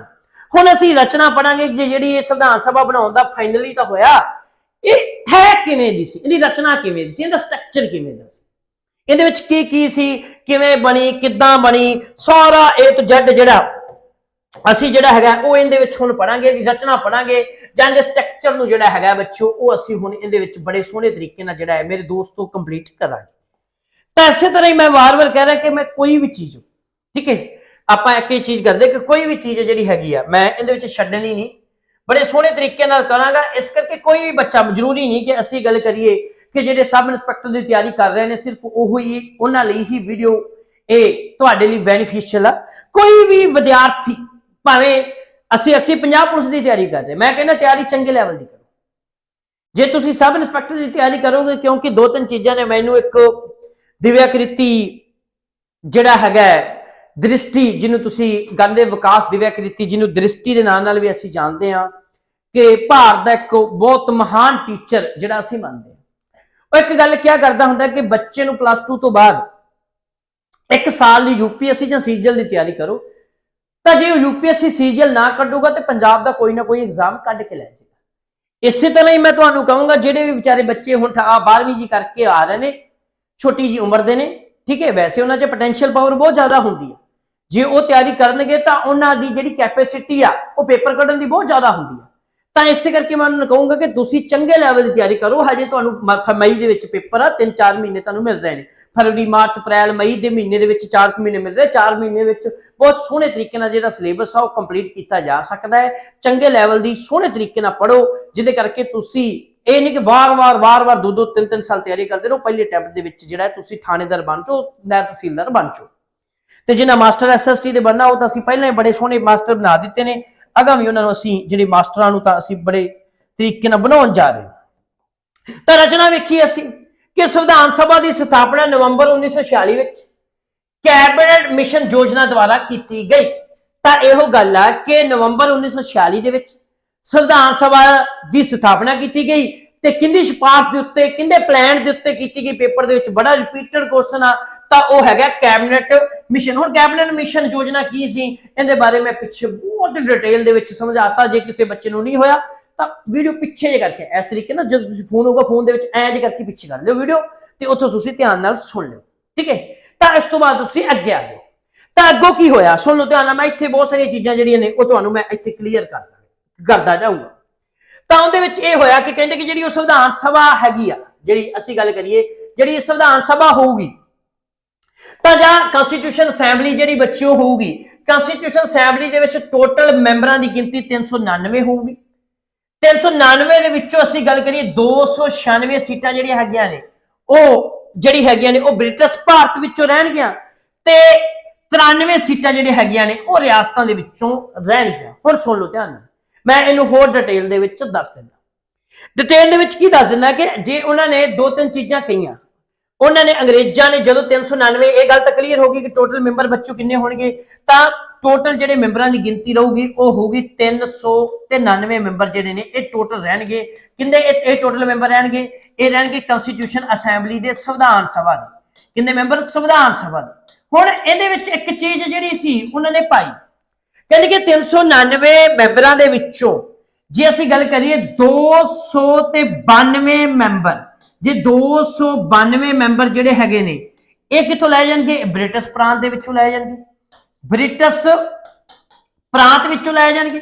जे असी गल करिए कि 4 मैंबर, जे मैं गल करा 4 मैंबर ये ब्रिटिश कमिश्नर एरिया जिहड़ा कमिश्नर एरिया हैगा उहदे विचों जिहड़े ने जां कमिश्नर प्रांत दे विचों लै जाणगे। ठीक है जी। ते उस तो बाद जे मैं गल करा 93 मैंबर जिहड़े किन्ने मैंबर 93 मैंबर ये कित्थों बच्चों लै जाणगे, ये रियासतां दे विचों लै जाणगे। हुण 2-3 सवाल ने जिहड़े इत्थे फ्रैशर बच्चे जिहड़े इस वारी थानेदार बन जा रहे या सिपाही बन जा रहे जिहड़े नायब तहसीलदार रहे उन्हां बारे मैं छोटी जी चीज है जिहड़ी इहदे विच समझा दूंगा। हुण आप टोटल मैंबर से 399 इहदे विच मैं बहुत कुछ चीज़ां समझा दूंगा इत्थे जिहड़ी मैं अगे जाके पीपीटी जिहड़ी इहदे विच लिखियां भी होईयां ने पर लिख के इत्थे 2-3 चीज़ां जिहड़ियां मैं क्लीयर कर दांगा। मैं पेन दा रंग है जिहड़ा थोड़ा जिहा चेंज कर दूंगा। हुण सब तो पहली गल जिहड़ी हैगी कि 399 ਦੇ ਵਿੱਚੋਂ ਜਿਹੜੇ ਆ ਮੈਂਬਰ ਨੇ ਇਹਨਾਂ ਦੇ ਉੱਤੇ ਜੇ ਤਾਂ ਬਕਾਇਦਾ ਗੱਲ ਆ ਜੇ ਕਿ ਬ੍ਰਿਟਿਸ਼ ਰਾਜ ਭਾਵੇਂ ਬ੍ਰਿਟਿਸ਼ ਕਮਿਸ਼ਨਰ ਏਰੀਆ ਸੀ ਭਾਵੇਂ ਬ੍ਰਿਟਿਸ਼ ਪ੍ਰਾਂਤ ਸੀ। ਠੀਕ ਹੈ। ਕਮਿਸ਼ਨਰ ਏਰੀਆ ਦਾ ਮੀਨਿੰਗ ਜਿਵੇਂ ਅੱਜ ਸਾਡੇ ਇੱਥੇ ਯੂਟੀਆਂ ਨੇ ਉਸ ਸਮੇਂ ਯੂਟੀ ਸੀ। ਠੀਕ ਹੈ। ਤੇ ਪ੍ਰਾਂਤ ਜਿਵੇਂ ਇੱਥੇ ਸਟੇਟ ਨੇ ਉਹ ਸੈਪਰੇਟ ਸਟੇਟ ਸੀ ਉਸ ਸਮੇਂ ਦੇ ਵਿੱਚ। ਤਾਂ ਇਹ ਜੇ ਬ੍ਰਿਟਿਸ਼ ਪ੍ਰਾਂਤ ਸ਼ਬਦ ਬ੍ਰਿਟਿਸ਼ ਸਟੇਟ ਰਾਜ ਸ਼ਬਦ ਆ ਜੇ ਤਾਂ ਤੁਸੀਂ ਦੋਵੇਂ ਇਨਕਲੂਡ ਕਰਦੇ ਨੇ, ਅਲੱਗ-ਅਲੱਗ ਆ ਜੇ ਤੁਸੀਂ ਅਲੱਗ-ਅਲੱਗ ਲੈ ਲੈਣਾ। ਤਾਂ ਇਸ ਤਰੀਕੇ ਦੀ ਵੰਡ ਸੀ ਉਸ ਸਮੇਂ ਅੰਗਰੇਜ਼ਾਂ ਉਸ ਸਮੇਂ ਕਿ 292 ਮੈਂਬਰ ਇਹਨਾਂ ਬ੍ਰਿਟਿਸ਼ ਪ੍ਰਾਂਤ ਚ ਲੈ ਲਏ, 4 ਮੈਂਬਰ ਬ੍ਰਿਟਿਸ਼ ਕਮਿਸ਼ਨ ਏਰੀਆ ਚ ਲੈ ਲਏ ਤੇ 93 ਮੈਂਬਰ ਰਿਆਸਤਾਂ ਦੇ ਵਿੱਚ ਲੈ ਲਏ। ਹੁਣ ਕਈ ਬੱਚੇ ਆਖਣਗੇ ਰਿਆਸਤਾਂ ਕੀ ਚੀਜ਼ਾਂ ਹੁੰਦੀਆਂ ਤਾਂ ਬੱਚੇ ਜਦੋਂ ਸਾਡਾ ਭਾਰਤ ਆਜ਼ਾਦ ਨਹੀਂ ਹੋਇਆ ਸੀ ਸਾਡੇ ਭਾਰਤ ਵਿੱਚ ਐਸੇ ਤਰੀਕੇ ਨਾਲ ਵੰਡਿਆ ਗਿਆ ਸੀ ਕਿਹਨੂੰ ਇਹ ਦੇਸ਼ ਨੂੰ ਤਾਂ ਇਹਦੇ ਵਿੱਚ ਕੁਝ ਰਿਆਸਤਾਂ ਸੀ। ਰਿਆਸਤਾਂ ਭਾਰਤ ਵਿੱਚ ਕਿਹਾ ਜਾਂਦਾ 500 ਤੇ 62 ਦੇ ਕਰੀਬ ਰਿਆਸਤਾਂ ਸੀ। 562 ਵੀ ਕਿਹਾ ਜਾਂਦਾ 65 ਵੀ ਰਿਆਸਤਾਂ ਜਿਹੜੀਆਂ ਨੇ ਉਹ ਭਾਰਤ ਵਿੱਚ ਕਹੀਆਂ ਨੇ। ਹੁਣ ਇਹ ਰਿਆਸਤਾਂ ਜਿਵੇਂ ਕਿ ਮਹਾਰਾਜਾ ਭੁਪਿੰਦਰ ਸਿੰਘ ਦੀ ਪਟਿਆਲਾ ਰਿਆਸਤ ਸੀ, ਆ ਜਿਹੜਾ ਸੈਫ ਅਲੀ ਖਾਨ ਜਿਹੜਾ ਕਰੀਨਾ ਕਪੂਰ ਦਾ ਘਰ ਵਾਲਾ ਤਾਂ ਇਹਨਾਂ ਦੇ ਇੱਕ ਦਾਦੇ ਪੜਦਾਦੇ ਉਸਮਾਨ ਖਾਨ ਦੀ ਹੈਦਰਾਬਾਦ ਰਿਆਸਤ ਸੀ, ਹਰੀ ਸਿੰਘ ਦੀ ਜੰਮੂ ਕਸ਼ਮੀਰ ਵਾਲੀ ਰਿਆਸਤ ਸੀ, ਆਤਮਜੀਤ ਦੀ ਜਿਹੜੀ ਸੀ ਕਪੂਰਥਲਾ ਵਾਲੀ ਰਿਆਸਤ ਸੀ, ਭਾੜਾ ਸਿੰਘ ਦੀ ਆ ਫਰੀਦਕੋਟ ਵਾਲੀ ਰਿਆਸਤ ਸੀ। ਇਸ ਤਰੀਕੇ ਨਾਲ ਇਹ ਰਿਆਸਤਾਂ ਸੀ, ਇਹ ਛੋਟੇ ਛੋਟੇ ਰਾਜੇ ਸੀ ਉਸ ਸਮੇਂ ਦੇ ਵਿੱਚ। ਤਾਂ ਇਹ ਗੱਲ ਕਹੀ ਜਾਂਦੀ ਹੈ ਕਿ ਟੋਟਲ ਜਿਹੜੇ ਰਾਜੇ ਸੀ ਉਸ ਸਮੇਂ ਉਹ ਗਿਣਤੀ ਉਹਨਾਂ ਦੀ ਪਾਈ ਜਾਂਦੀ ਸੀ 562 ਤੇ ਵੈਸੇ ਦੇਸ਼ ਵੰਡਣ ਤੋਂ ਬਾਅਦ ਭਾਰਤ ਵਿੱਚ ਰਹਿ ਗਏ ਸੀ 552, ਬਾਕੀ ਗਏ ਚਲੇ ਸੀ ਉਧਰ ਪਾਕਿਸਤਾਨ ਦੇ ਵਿੱਚ। ਤਾਂ ਭਾਰਤ ਵਿੱਚ ਦੇਸ਼ ਆਜ਼ਾਦ ਹੋਣ ਤੋਂ ਬਾਅਦ 552 ਰਹਿ ਗਏ ਸੀ। ਉਹਦੇ ਵਿੱਚੋਂ ਕਹਿੰਦੇ 93 ਮੈਂਬਰ ਜਿਹੜੇ ਸੀ ਉਹ ਰਿਆਸਤਾਂ ਦੇ ਲੈ ਗਏ। ਠੀਕ ਹੈ। ਉਹ ਰਿਆਸਤਾਂ ਜਿਹੜੀਆਂ ਹੈਗੀਆਂ ਨੇ ਉਹਨਾਂ ਵਿੱਚੋਂ ਲੈ ਗਏ ਤੇ ਇਸੇ ਤਰ੍ਹਾਂ ਇਹ ਸੀ ਸਟਰਕਚਰ। ਹੁਣ 1-2-3 ਚੀਜ਼ਾਂ ਨੇ ਜਿਹੜੀਆਂ ਮੈਂ ਇੱਥੇ ਹੀ ਸਮਝਾ ਦੇਣਾ, ਉਹ ਅੱਗੇ ਜਾ ਕੇ ਮੈਂ ਥੋੜੀ ਜਿਹੀ ਉਹਨੂੰ ਸਪੀਡ ਦੇ ਵਿੱਚ ਸਮਝਾ ਦੂੰਗਾ। ਹੁਣ 2 ਸਵਾਲ ਇਹ ਨਿਕਲ ਕੇ ਆਉਂਦੇ ਤਾਂ ਤੁਹਾਨੂੰ ਸਮਝ ਲੱਗ ਗਈ ਕਿ ਸੰਵਿਧਾਨ ਸਭਾ ਦੀ ਡਿਮਾਂਡ ਦੀ ਸਿਫਾਰਿਸ਼ ਦੇ ਉੱਤੇ ਜਾਂ ਪਲਾਨ ਦੇ ਉੱਤੇ ਕੈਬਨਿਟ ਮਿਸ਼ਨ ਦੀ ਸਿਫਾਰਿਸ਼ ਦੇ ਉੱਤੇ ਜਾਂ ਪਲਾਨ ਦੇ ਉੱਪਰ ਕੀ ਬਣਿਆ, ਸੰਵਿਧਾਨ ਸਭਾ ਕੰਸਟੀਟਿਊਸ਼ਨ ਅਸੈਂਬਲੀ ਬਣੀ। ਕੰਸਟੀਟਿਊਸ਼ਨ ਅਸੈਂਬਲੀ ਦੇ ਵਿੱਚ ਟੋਟਲ ਮੈਂਬਰਾਂ ਦੀ ਗਿਣਤੀ 399 ਸੀ। 399 ਮੈਂਬਰ ਦੇ ਵਿੱਚੋਂ 296 ਮੈਂਬਰ ਜਿਹੜੇ ਸੀ ਉਹ ਬ੍ਰਿਟਿਸ਼ ਪ੍ਰਾਂਤ ਦੇ ਵਿੱਚੋਂ ਲਏ। ਠੀਕ ਹੈ। ਹਾਂ ਇਹੀ ਮੰਨ ਲਓ ਤੁਸੀਂ। ਠੀਕ ਹੈ। 292 ਬ੍ਰਿਟਿਸ਼ ਪ੍ਰਾਂਤ ਦੇ ਵਿੱਚੋਂ ਸੀ, 4 ਕਮਿਸ਼ਨਰ ਏਰੀਆ ਦੇ ਵਿੱਚੋਂ ਸੀ, 93 ਮੈਂਬਰ ਰਿਆਸਤਾਂ ਦੇ ਵਿੱਚੋਂ ਲਏ। ਇਹ ਗੱਲ ਕੰਪਲੀਟ ਹੋਣ ਤੋਂ ਬਾਅਦ ਹੁਣ ਇਹ ਮੈਂਬਰ ਚੁਣੇ ਕਿਵੇਂ ਗਏ, ਸਵਾਲ ਤੁਹਾਡੇ ਸਾਹਮਣੇ। ਹੁਣ ਇਹ ਮੈਂਬਰ ਤਾਂ ਲੈ ਲਏ, ਐ ਥੋੜਾ ਮੈਂਬਰ ਛੱਡ ਕੇ ਤੁਰੇ ਗਏ ਕਿ ਜੀ ਆ ਨਛੱਤਰ ਸਰ ਪੋਲਿਟਿਕਸ ਸੋਹਣੀ ਪੜ੍ਹਾ ਲੈਂਦੇ ਚੱਕ ਕੇ ਇਹਨੂੰ ਲਿਓ। ਠੀਕ ਹੈ। ਤੁਹਾਡੇ ਵਿੱਚੋਂ ਵੀ ਕਈ ਵਿਦਿਆਰਥੀ ਹੋਣਗੇ ਬਹੁਤ ਮੋਸਟ ਇੰਟੈਲੀਜੈਂਟ ਹੋਣਗੇ, ਕੋਈ ਵੀ ਨਾ ਜੀ ਆ ਕ੍ਰਿਸ਼ਨ ਦੇਵ ਨੂੰ ਚੱਕ ਲਈਏ ਬਹੁਤ ਪਿਆਰਾ, ਐ ਤਾਂ ਨਹੀਂ ਮੈਂਬਰ ਲੈ ਗਏ। ਇਹ ਮੈਂਬਰ ਕਿਵੇਂ ਲੈ ਗਏ ਇਹਨਾਂ ਦੇ ਉੱਤੇ ਵੀ ਮੈਂ ਇੱਥੇ ਬਕਾਇਦਾ 2-3 ਗੱਲਾਂ ਨੇ ਜਿਹੜੀਆਂ ਤੁਹਾਨੂੰ ਸਮਝਾਉਣਾ। ਤਾਂ ਇਹਦੇ ਵਿੱਚ ਜਿਹੜੀ ਫਸਟ ਗੱਲ ਜਿਹੜੀ ਮੈਂ ਸਮਝਾਉਣੀ, ਮੈਂ ਆਸੇ ਪਾਸੇ ਵਾਲੀਆਂ ਚੀਜ਼ਾਂ ਜਿਹੜੀਆਂ ਨੇ ਫਾਲਤੂ ਚੀਜ਼ਾਂ ਮੈਨੂੰ ਇਹ ਰੇਜ਼ ਕਰ ਲੈਣ ਦਿਓ ਕਿਉਂਕਿ ਮੈਨੂੰ ਹਜੇ ਹੋਰ ਜਗ੍ਹਾ ਦੀ ਲੋੜ ਪਵੇਗੀ। ਤਾਂ ਸਭ ਤੋਂ ਪਹਿਲਾਂ ਜਿਹੜੇ ਜਿਹੜੇ 296 ਮੈਂਬਰ ਨੇ, ਕਿੰਨੇ ਮੈਂਬਰ 296 ਮੈਂਬਰ ਨੇ। ਇਹ ਕੀ ਹੋਏ ਸੀ 296 ਮੈਂਬਰ ਸੀ, ਇਹ ਚੁਣੇ ਗਏ ਸੀ। ਇਹ 296 ਮੈਂਬਰ ਕੀ ਹੋਏ ਸੀ, ਇਹਨਾਂ ਦੀ ਚੋਣ ਹੋਈ ਸੀ, ਇਲੈਕਟਡ ਹੋਏ ਸੀ। ਠੀਕ ਹੈ। ਤੇ ਆ 93 ਮੈਂਬਰ ਇਹ ਕੀ ਹੋਏ ਸੀ, ਇਹ ਨੋਮੀਨੇਟ ਹੋਏ ਸੀ ਨਾ, ਜਾਂ ਜਿਹਨੂੰ ਅਸੀਂ ਪੰਜਾਬੀ ਚ ਕਹਿੰਦੇ ਨਾਮਜ਼ਦ ਕੀਤੇ ਗਏ ਸੀ। ਹੁਣ ਪੇਪਰ ਦੇ ਵਿੱਚ ਕੁਐਸਚਨ ਆ ਜਾਏ ਕਿ ਜਿਹੜੇ 399 ਮੈਂਬਰ ਨੇ ਇਹ ਕੀ ਸੀ, ਚੁਣੇ ਗਏ ਸੀ ਕਿ ਨੋਮੀਨੇਟ ਸੀ। ਤੁਸੀਂ ਕਹਿਣਾ ਹੈ ਕਿ 399 ਦੇ ਵਿੱਚੋਂ 296 ਮੈਂਬਰ ਇਲੈਕਟਡ ਸੀ, ਚੁਣੇ ਗਏ ਸੀ। ਤੇ ਅਗਲੀ ਸਵਾਲ ਜਿਹੜੇ 93 ਮੈਂਬਰ ਨੇ ਇਹ ਨੋਮੀਨੇਟ ਨੇ, ਨਾਮਜ਼ਦ ਨੇ। ਹੁਣ ਨਾਮਜ਼ਦ ਕੀ ਆ, ਨੋਮੀਨੇਟ ਕੀ ਆ, ਮੈਂ ਇਹ ਵੀ ਸਮਝਾਉਂਗਾ।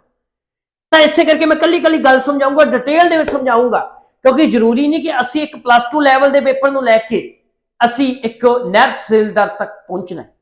ਤਾਂ ਇਸੇ ਕਰਕੇ ਸਾਰੀਆਂ ਚੀਜ਼ਾਂ ਜਿਹੜੀਆਂ ਮੈਂ ਉਹਨੂੰ ਇਨਕਲੂਡ ਕਰਦਾ ਜਾਊਂਗਾ। ਤਾਂ ਸਭ ਤੋਂ ਪਹਿਲੀ ਗੱਲ ਜੇ ਅਸੀਂ ਗੱਲ ਕਰੀਏ ਕਿ ਆ ਜਿਹੜੇ 296 ਮੈਂਬਰ ਸੀ ਚੁਣੇ ਗਏ ਸੀ, ਇਹ ਚੁਣੇ ਕਿਵੇਂ ਗਏ ਸੀ? ਇਹ ਚੁਣੇ ਗਏ ਸੀ ਸਟੇਟ ਲੈਜਿਸਲੇਚਰ ਦੁਆਰਾ, ਜਾਂ ਅਸੀਂ ਮੈਂ ਗੱਲ ਕਰਾਂ ਰਾਜ, ਠੀਕ ਹੈ, ਵਿਧਾਨ ਸਭਾਵਾਂ ਦੁਆਰਾ। ਉਸ ਸਮੇਂ ਜਿਹੜੀਆਂ ਰਾਜ ਵਿਧਾਨ ਸਭਾਵਾਂ ਸੀ ਉਹਨਾਂ ਦੇ ਮੈਂਬਰਾਂ ਦੁਆਰਾ ਇਹਨੂੰ ਚੁਣਿਆ ਗਿਆ ਸੀ।